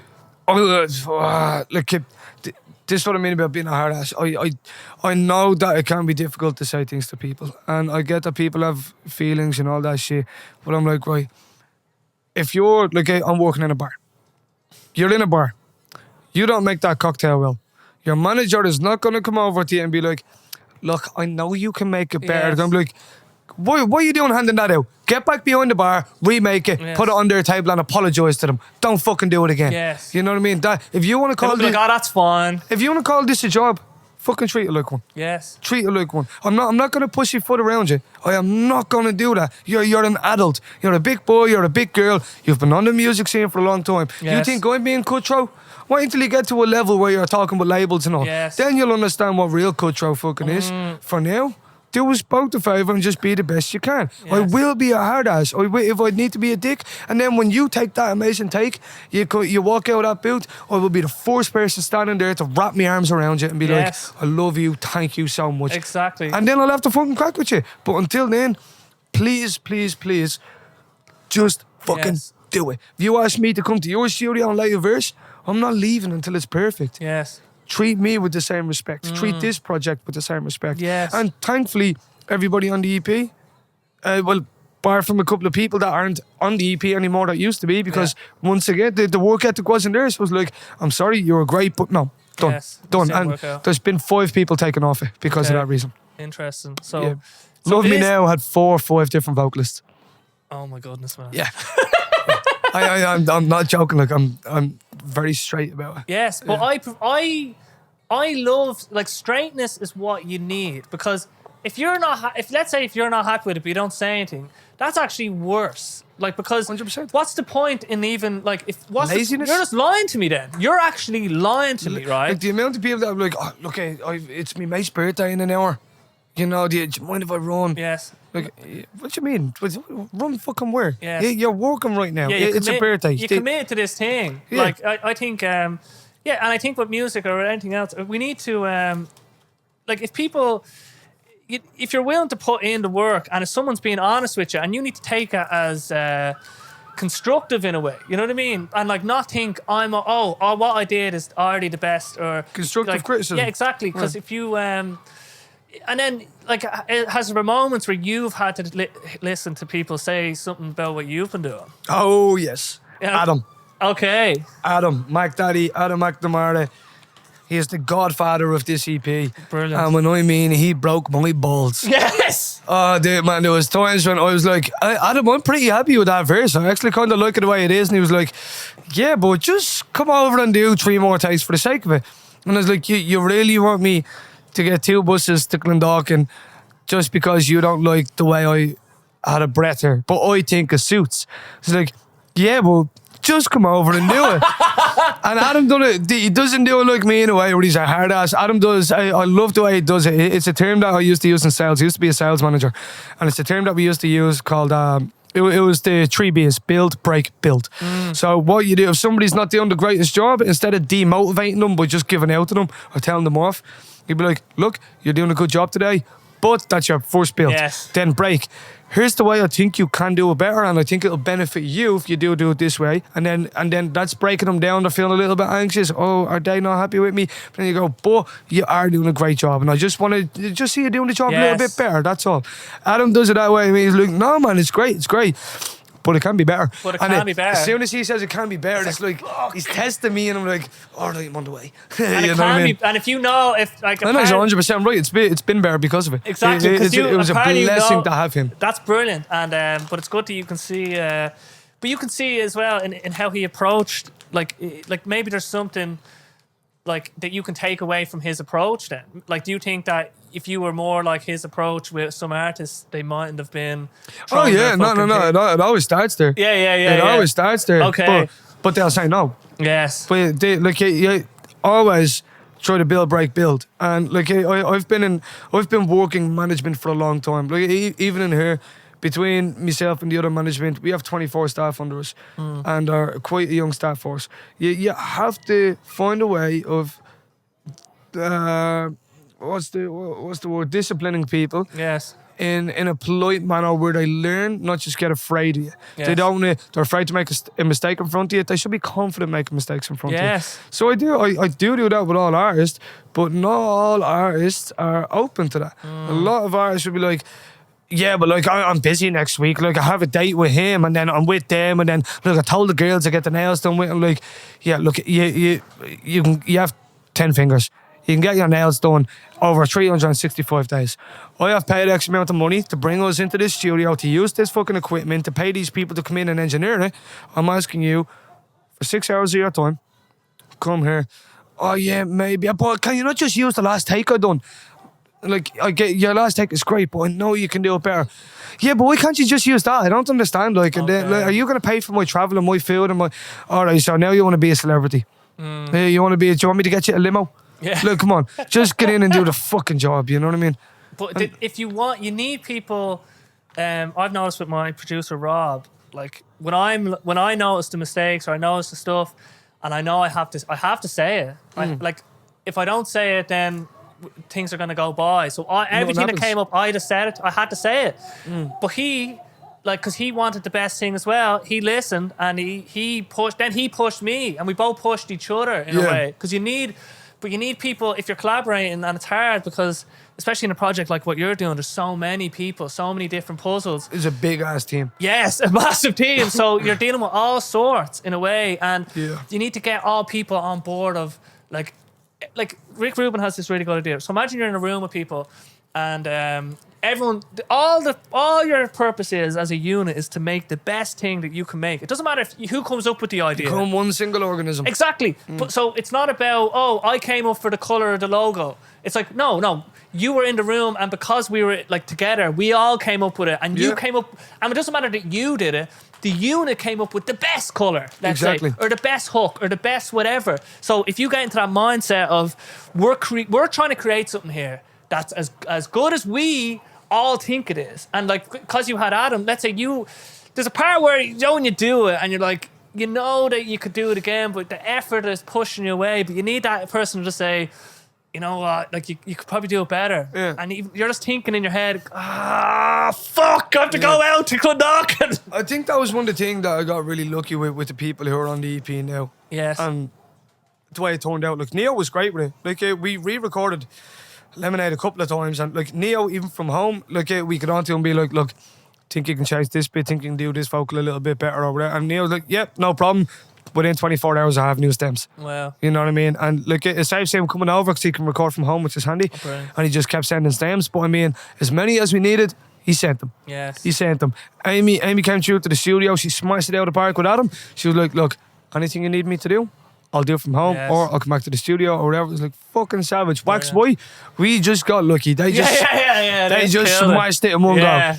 Colleen on Love Me Now, she'll sing that a million times over if she has to. Yes. And it's them people that are really respected in the end and really loved in the end, you know. And they're the people, as people forget as well, that. And Solo was, they're all each and every one of them as individuals.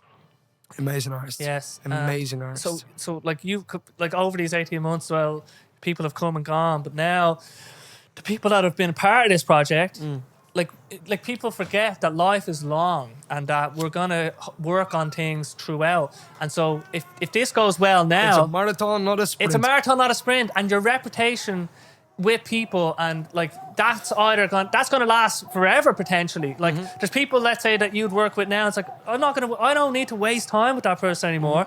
But there's these other people that they're on my same wavelength, and so because they put in extra effort, like people don't realize this. Right, I think, but.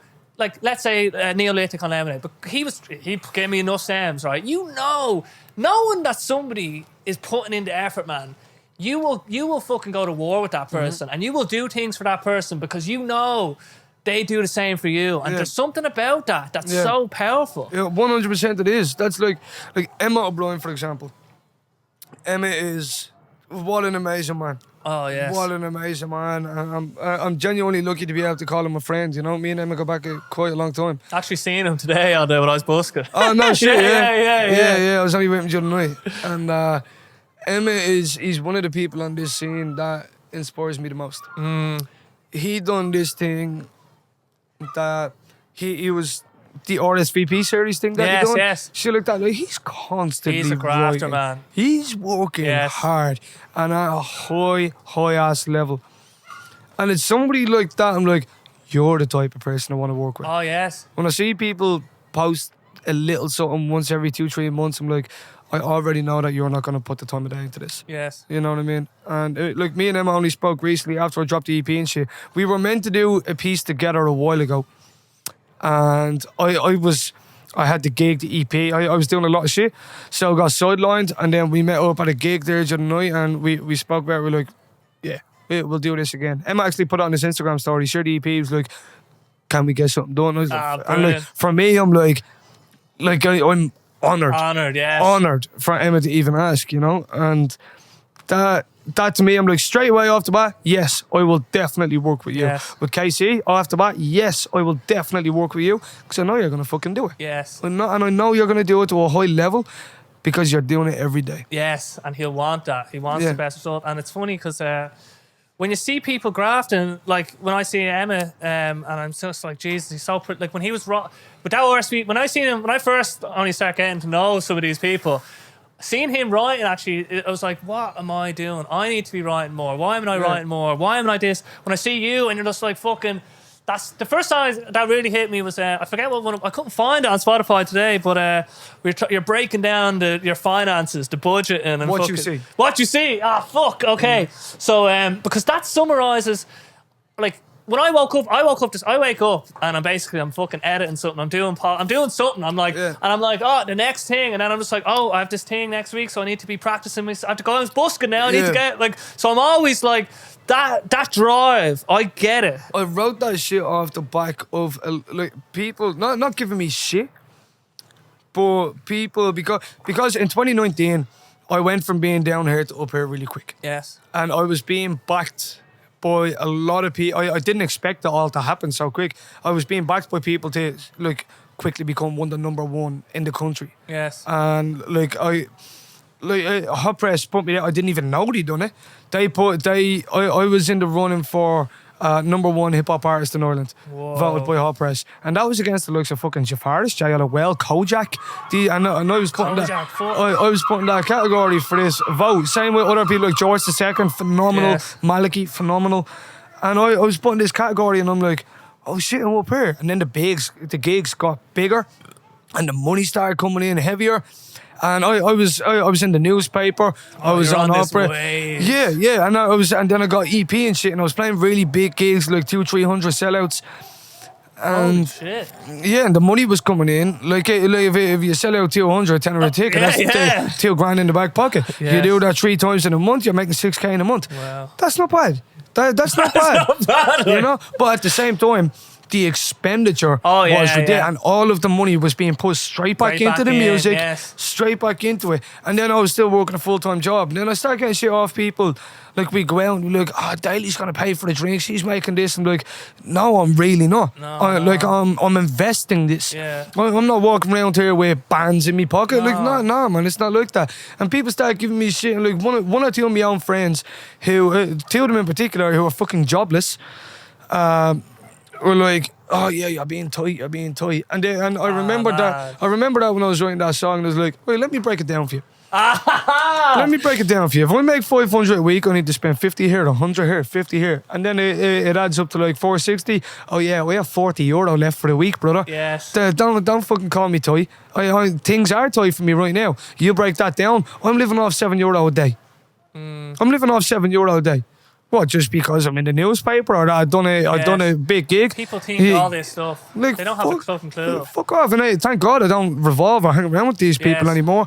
But yeah, people genuinely, I'm That's like... insane. Like, man, I'm still fucking busking in Dublin. I'm not as somebody. I'm not fucking rich. I'm not hitting the streams on Spotify. I'm not in London playing shows. I'm just like... because your reputation or your success in the public domain looks great. Yeah, you're still living in Dublin. Yeah, and then people are like, and then I'm still paying fucking high ass rent and shit like that. And then people are like, yeah, we know you got a few quid off that show. You're gonna sort us out. You're gonna sort it out. Like, what do you mean sort you out? What do you mean pay for your drinks? That's horrendous. Well, what do you mean this shit? Like, just that alone, that pisses me off. Because I'll sit with these people and we'll be sitting around listening to music, smoking, and be like, so yeah, if you sell out this show, how much you making off it? I'm like, yeah, off this one I make, let's say, 2,200. They're like, oh shit, that's bank, bro. I'm like, hold on, but I need to pay the opening act, I need to pay the venue, I need to pay for the drinks deal. I've done a giveaway, I just done merch. I'm like, and tax as well. Like, I'm if you're in doing debt. Yes, I'm in debt. Like, just because of this show that's happening in a couple of days in the EP, I am currently in debt. Yeah, it's but not. I'm okay with that because I invested it. I anticipated it. I do have a reserve there just for me. Yes. Just to live. But yes, this puts me in debt. Yes. This puts me... The money I make back off the show, that clears the debt. I am now evens. I don't have 4K sitting there just have to buy... No, it doesn't work like that. No. You have to... like for me, because I've like, let's say I'm a programmer, so I'm earning money from that job, and then I'm just funneling into like everything else that I'm doing. So there's been a good symbiotic relationship, but like the amount I'm spending, honestly, like it would make people like, what the fuck are you doing spending all this money? But I'm like, this is what I want to spend my money on, and I'm gonna go for this music thing for a good period of time. And if I don't, like, what am I gonna do with the money? Like I might as well, like, you mightn't get this opportunity to do what you're doing. Like, there might, like, we take for granted that this current slice of our life is gonna go on for however we think it. We don't know what's around the corner. Yeah. We gotta fucking there's this really good idiom. It's called, do you ever hear grasp the nettle? You gotta grasp the nettle. So imagine you get the sting, but you take the reward. So, and then like money, like, as long as you have enough to survive, let's say. But if you're doing what you love, like you're doing this gig and stuff, man, that's like this for me. Like this, it's just legendary, like, stuff. It's like the Bob Marley interview, and he leans forward when he talks about his riches, and he's like, "What do you mean by riches? Yes. My riches are in here, and in here. Yes. Well, what do you mean by riches? And and it's this Western white man mentality. You know what I mean? It really is. The best. I think one of the funniest that I came across. Do you know, it ended up being a beautiful, beautiful conversation. A guy that I grew up with. We're still friends. We don't hang out every day, but we're still friends. We're still on good terms. Lovely, lovely guy. I have a lot of time for him and his family. His full-time living is selling. His full-time living is selling, and he wears the like high-end shit. Yes. You know what I mean? He's shopping in the biggest of stores and shit like that. And he said to me before, he's like, "You have a few quid there. Why did you get that jacket out of H&M?" I'm like, "Because in H&M it was 20 quid, bro. Why wouldn't I get it in there?" Then he's like, "Yeah, but you can get a Gucci. You can get this. If you do this, you get this." And we sat down together, and I spoke to him straight out about it. I was like, "But man, I want to invest this. Yes. You have these thoughts in this life, and I get what you're saying, and I get in your head, you're like, Daly, look good. I want to see you looking good. I want to see..." And I'm like, I feel good. Yes. You're stressing every day, mentally. You're grinding, driving around, doing drops, taking heat. You know what I mean? You don't know what's around the corner for you. I do. Right? You might look great right now.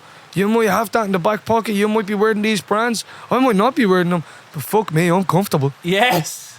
I'm comfortable. I'm not taking the heat that you're taking. Yes. And I love life, and I'm doing what I love to do. You're not doing what you love to do. You're doing what's making other people view you as a certain in a particular light, but it's not who you are in a way. You're making yourself an object. Yes. I don't want to be an object, I want to be a painting. And it's a creation in a way, and it's based on abstract, subjective ideas about brands and everything else. But the one thing you have to realise, right, is that in this life, all we have is our time, and all we have is what we can do with our time. Like, let's say, for example, love. if I want to... love is... And if you wanted to improve your rapping ability, no amount of money can do that. Only practice and time. If I want to write music, nothing can actually make... Nothing can invigorate my life, like the stuff that invigorates my life, there's no amount of money that could ever get it. All that actually I can do is do it myself with time and getting the gigs and doing everything else. It's like money, once you have a nut now, there is something to be said for just because of, you know, being poor growing up, let's say, and family stress about money is like the worst. It causes friction and it causes so much pain. Big time. And so now I haven't had to worry about money in a while. And even with my family now, I'm just like, look, let's say I have money there now, so I'm like, never stress about money. Like to my brother and sister, I'm I will give whatever I can, and like give you a digger, if you're because I hate them to be. There's no point to be stressed. Why are they stressed? They're my brother and sister. Stress is the biggest killer on the planet. Man. Exactly, and it causes so much pain in your emotional state. But when you have enough that you can actually survive and that you're not worried about bills, survive on support. That's like where you actually are rich enough in a way where you can actually and then you can focus on other stuff like music and everything else. And just want to get little. So we're nearly now at the end of the EP, and it's just it's been a roller coaster. We finally got there, but I love this. I just love with the female. Who was she again? Sorry, Colleen Cochran. Colleen Cochran. Because she's like, you need to turn your thoughts down, and then you go. The way you say this, like I can't. Like you're distraught. Like I can't. That I can't. Them 4 little lines where I'm just like I can't. That was recorded at least 25 times. Yeah, but you captured that emotion. Yeah. Once again, that was Adam. Do it again. No, do it again. Because you can't. Yeah. But you're probably fed. That probably actually helped. But a 6 you're like, I can't. Because like you get fed up with doing it as well. So you're like, I can't. And then it's like, I just want to fucking. You're just in this. It actually seems so fucking raw and sad in a kind of beautiful way. In a beautiful way, like the way you're saying it, and because you want to turn your thoughts down, and you know when you're thinking, you overthink. You just wish you could turn them down. Yeah. And I just thought it was such a great way of saying it. That was actually written by Adam, Nathan Mack, and his sister Emily Hazel. Oh wow. Yeah. That line was actually written by the three of them. Brilliant. Yeah. This is such as soon as I heard it, I knew I was like, I want to keep that because it was a completely different chorus before that. Yes, and I love this because I'm the same. If someone gives me feedback that I like let's say when you're like, I think you should do this, I think you should do that. Usually there'll be something there, but I'll always listen. And if there's something there, I'll be like, oh, there is something there, okay. But if there's nothing there, I'm like, oh, I appreciate you gave me the feedback, but I don't think I'm not sure if it's there or not. But if someone tells me like, oh, I think this word would fix, and it's better, I'm like, yes, thank you so much. I think some people are afraid of other people having even a word. Yes. You know I was on mine. Yeah, you know what I mean? And I hate that shit. I'm like, is this not about the integrity of the art? Yes. Hey, I think you're being too selfish with it here, bro. It's like, why are you making this?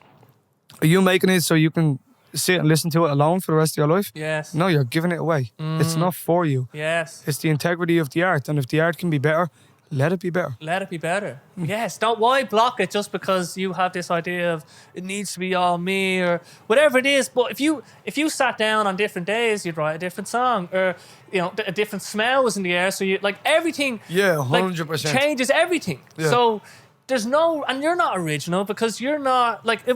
You might think. Where do you draw the line? I have language. I've learned history. I've grown up in Ireland. So all these things shape me in a certain way. Yeah. So you could point to little things and say, oh, you got that from the dictionary, or you got that. So where's the line? You know what I mean? So we're just here to create. Yeah, it's just creating art and giving it to people who want to enjoy it. Yes. That's it. And when you get too selfish with it, you overthink or whatever, you're killing your own art. 100%. You're killing your own art. Every time you do that, let's say you have a masterpiece on a canvas, you're getting the paintbrush, dipping it in black paint and just putting a blotch on it. Yes. How many blotches are you willing to put on it until you destroy that masterpiece? Oh my goodness. You know Stop. I feel like that really is the way it is. You know, I really, really do feel that That's honestly the way it is. That's why I was really grateful having so many people in, because there was so many people to help make this shit better. Yes. And I'm really fucking glad you could. Like, did I write every single word on the EP? No. No. I'm okay with that. Yes. It's a beautiful project. But you, like, there's a point where you're driving the ship, let's say. So, like Kanye West, like, I am the captain now. yeah. But in Dark Beautiful Twisted Fantasy, like, there was so many people on that album, producer wise, everything. Yeah. But he was just he rented out studios in Hawaii for weeks, and he was just iterating on this. But it was all about they'd have dinner in the mornings, like, or dinner in the mornings, well, whatever, well, breakfast. Did Whatever. have a feast? Yeah, there'd be a feast, Yeah, and they'd be yeah. discussing everything all the time. Like, he says, like 10,000 hours went into, or 1,000 hours went into Power. You know? Yeah. Oh, what a And yeah, no, but he said it took like 1,000 like people hours to do that. But anyway, the point is that he was driving the ship, so someone has to drive the ship. But like, whatever comes out of it, like, whoever came up with whatever, like, you're deciding what's good, what's bad. At the end of the day, that's the point that, like, you can always feel like you put your bit into it. You know what I mean? Yeah. Like, so having that, like you were saying before, that accountability, taking responsibility for the art, and not thinking, oh, we'll just let that go, it's grand or whatever. It's like, no, I'm taking so Somebody needs to lead.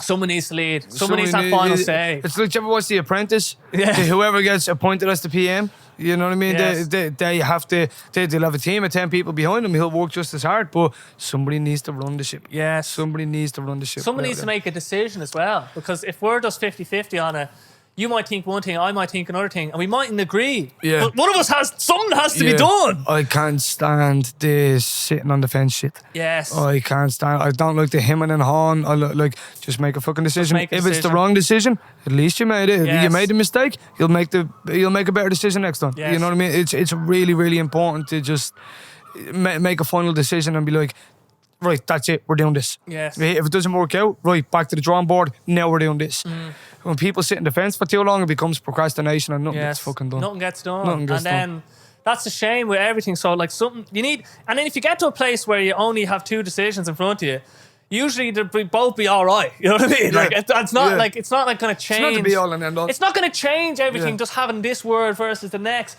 Like, there's bigger decisions that make a bigger impact. Like, Yeah. in business, especially, you see it where people agonize over a copy on a website, but it's like, that's not going to move the needle. Like, the budgeting is going to move the needle. The targeting of like, there's bigger things that are going to move. What's moving the needle and what's not. People lose track of where the biggest sort of decisions need to be made. I I think think. a lot of people need to get back to trial and error. Yes. Stop contemplating decisions for too fucking long. Just try something, doesn't work back. Try something, doesn't work back. It's the only way to get shit done. You don't Yes. know if an idea is a great idea until other people confirm it's a great fucking idea. Yes. You know what I mean? It's like you can think about it all you want, but if you're the only consumer, it's not worth any money. 100%. It's not worth shit. You need to let the consumers decide whether I like it or whether I don't. Yes. And if they don't like it, so be it.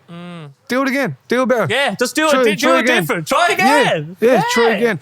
Too many people are afraid of that shit. Yes. So just kind of coming to the end now, where of the EP. Anyway, how do you feel about the whole thing overall now that it's out? I'm really proud of it. Yeah. I'm really, really proud of it. It was a lot. Yes. It was a lot. Like some of the shit that happened throughout the whole creation of the EP, like some life experiences were just surreal. Surreal. Like at the time I started writing it, I ended a relationship. I lost a house. I lost a job. I lost some friends.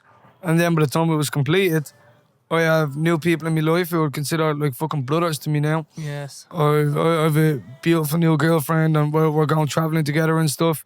I like a new home, new ventures, new everything. It's like this was multiple chapters of life, and every time I listen back to it, was like, when I wrote this part, I was in the gutter here. When I wrote this part, I was up here. Yes. And now Things were taking a turn. yeah, now that it's out, and I'm really in a good place right now. I'm really happy with life right now, and I'm really excited for what's next. And I'm like, the fact that I'm at this point in my life now and my career, to get it out now, it feels like not just a celebration for music, it feels like a celebration for me. Yes. It's like, it's taken almost 2 years, but fuck me, we got there, and it feels beautiful. Yes. Even if nobody streams it, Yes. I don't care. I don't care. All that matters is... I'm so happy about it. I'm so proud. I've put thousands of euro and thousands of hours and everything into it. Yeah, now, everything that you could. Yeah, and now I'm just like, oh, deep breath. That was beautiful. What's next? What's next? What's next? That's the thing. I'm hungry. I'm hungry. So you've kind of alluded to, like, you've already written stuff for the future or whatever, but because you're going to Berlin, that's the big scoop. Yeah. So what's how do you feel about the move in general? I can't wait. Yes. I can't wait. To be honest, I am focused on it. We have been like doing our paperwork, applying for housing, all that type of shit. But right now I'm still in, like, it's 2 days away from the show. It's my last show in Ireland. Yes. So I'm still kind of tunnel vision on that right now. I'm like, it's 2 days away. This needs to be fucking perfect. Yes. So right now I'm still in a high ass work mode. And then the show's on Tuesday. Wednesday morning I'll be there in tunnel vision about Berlin. Yes. So right now it's like it is in there. You have to take one step at a time. Yeah, you know what I mean. I don't want to juggle too much and bore myself out. I've dealt with that shit before. Yes. And I've learned to do things in steps, one step at a time. Chunking again. Yes. But yeah, Berlin I'm super excited for. I'm planning on spending about 9 months to a year there. Whatever house I get, I'll probably sublet for a while. Thailand, Bali, Indonesia, one day Iceland. I just want to travel. And on the travels, I'm going to be writing so much new shit. And I'm going to be recording on the go, so I will be releasing non-stop as I'm traveling. I will be releasing non-stop. Yeah, I have to. I love it, man. I love it too much. But yeah, Berlin I'm really excited for. But as I said, for now, it's just tunnel vision on the show. Get this show perfect. It's going to be... nobody has ever seen anything like this. What's the prep that's gone into this in a way? So if you don't mind, I might try to get this podcast out for like tomorrow. Yeah, I'm good with that. You're good with that? 100%. Fuck it, we'll try. I think I could do it because I've nothing on tomorrow. There's not that much that goes into it really. But anyway, so potentially this will be out. So the prep that's gone into this in a way, like what do you just have to kind of organize, like rehearsals and? Oh yeah, non-stop. So the way it started was I'll do smaller gigs just with backing tracks, maybe somebody on a laptop or decks. But this gig I was like, because I recorded the EP with a full band, and it was a different band that's playing the gig. Well, some of the band is different, and I've played with a full band before. And I was like, that's what I want. That energy on stage of just like loafing the cymbal on a drum kit during a performance and shit like this, and just being like nose to nose with the guitarist and everybody sweating out together creates this energy as an artist, and it's a beautiful thing. So I knew I wanted it. And Aaron is drumming. Andy Kelly from Smithfield Creatives is my lead guitarist. Jimmy, of course, is the bassist. Then Gav pulled through on the keys. And even with Gav, I didn't even know he would. And like he's playing with Neo. And I went to Neo first, like, do you think Gav would play with me? Do you think he'd play with me? And he was like, dude, just text him. And I was like, can you ask him? He's like, just text him. So I texted him. He was like, yeah, of course, love your music, I'm in. I was like, okay, cool. Then Morgan Slugger from Oceania is coming in playing trumpet and shit. Oh. Yeah. It's a good band. And we've been rehearsing together for weeks. Weeks. And then between Aaron breaking his wrist and Jimmy breaking his knuckle, and people going through. So like, it's not just me. There's other people in the band that genuinely in the last 4 months have gone through some really difficult things in life, and the fact that they're still pulling through to rehearsals every week, it means the world to me. It means the world to me. So yeah, a lot of prep has gone in rehearsal wise, and now it's like, what are we doing on stage? So one of the plans is, if a certain somebody pulls through, I'll be getting tattooed live on stage. While rapping. Oh wow! So yeah, I want to get Forget Me Not tattooed on me while I'm actually performing. So I'll be either lying back, and I'll probably get off the stage into the crowd, lie back so people can see that it's legit fucking happening. They'll see the blood dripping. And I'm covered in tattoos as it is, so people do know. But this is hilarious. Yeah, so I want to do that, and then I have what would you call it? Not like a tradition. I've never seen anybody else do it. What we do, we want the crowd to be part of the show. And we've always done this. So we done a sold out gig downstairs on Roy. I wanted it to be small and intimate. It was like 130 tickets. We sold it out in like a week. It was like fucking sick. So everybody came down. I got a beer pong table. And we played drinking games with the crowd. Whoa, we're fucking performing. What is going on, man? Yeah, so everybody comes up to the stage, everybody's buzzing them like, right, we're going to take a 5-minute break. And as soon as that break started, a beer pong table opened up right in front of the stage, cups down, everybody's playing together. I provide the drink for it and all that shit. Brilliant. So the crowd are having a laugh, now I'm mingling with them. Yes. So now I jump back on stage after 5 minutes. All of them now want to be at the stage. Yes. They're vibing with you. They're having now you're fun. connected. Yeah. This little game, let's say the beer pong, it was a way. It's like businesses, companies have these little games where they try to bring people together, introduce, but you need to break barriers. It's like an icebreaker. Yeah, an icebreaker. You just need an icebreaker, Yeah. and it's like, we already played this game. Like even everything is like. Like how many shows have you been to now, or just gigs in general, where you turn up, you pay your ticket, you get a drink, you watch somebody play for 2 hours, and you go home. Yes.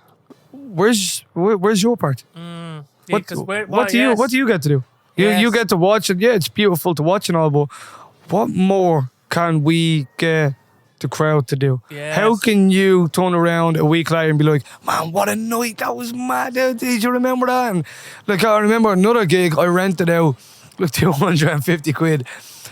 And I get no money back off, but okay, it was worth it. But fuck it. I rented out a 6-foot selfie mirror. Oh, mate. Yeah. And this company came in, set this 6-foot fucking selfie mirror up that prints out your picture on a Polaroid, and they brought like fucking blow up shit and hats, and so everybody's like getting in pictures, and then at the end they were all like, Daly, can you sign this just so we remember this from the gig and shit? Brilliant. So man, if that's at home on their bedroom fucking mirror, amazing, or something like that, or in the back of their phone, in the back of their phone case, them and their two mates in a photo, and like, where'd you get that done? It was at Daly's gig. It's shit like this with a crowd are like, he made us feel like we were part of it, and they are, because without people turning up, without people listening, then what's the point on doing it? Yeah, there's a love of it, but I want you guys to love it just as much. Well, the gig is if everyone is having a good time, or if we can we're elevating life to a gig or music, it helps to elevate it to like another level in a way. So the more you can invest in taking it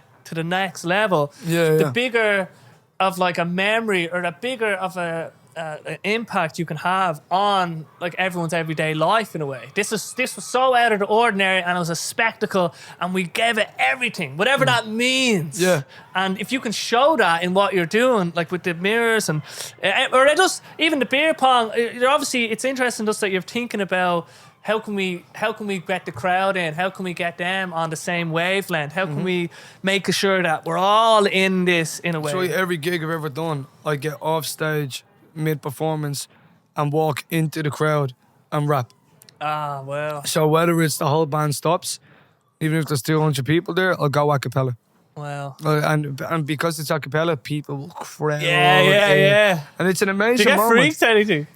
Nah, I enjoy it. I love it. It's an adrenaline rush. It must be so fun. It's a beautiful thing. Yeah. And like, for this one in particular, we're taking it a step up. Have you ever heard the drink game, King's Cup? No, I think I might have, but please. It's a game with playing cards. You have 52 cards. Every card means a different thing.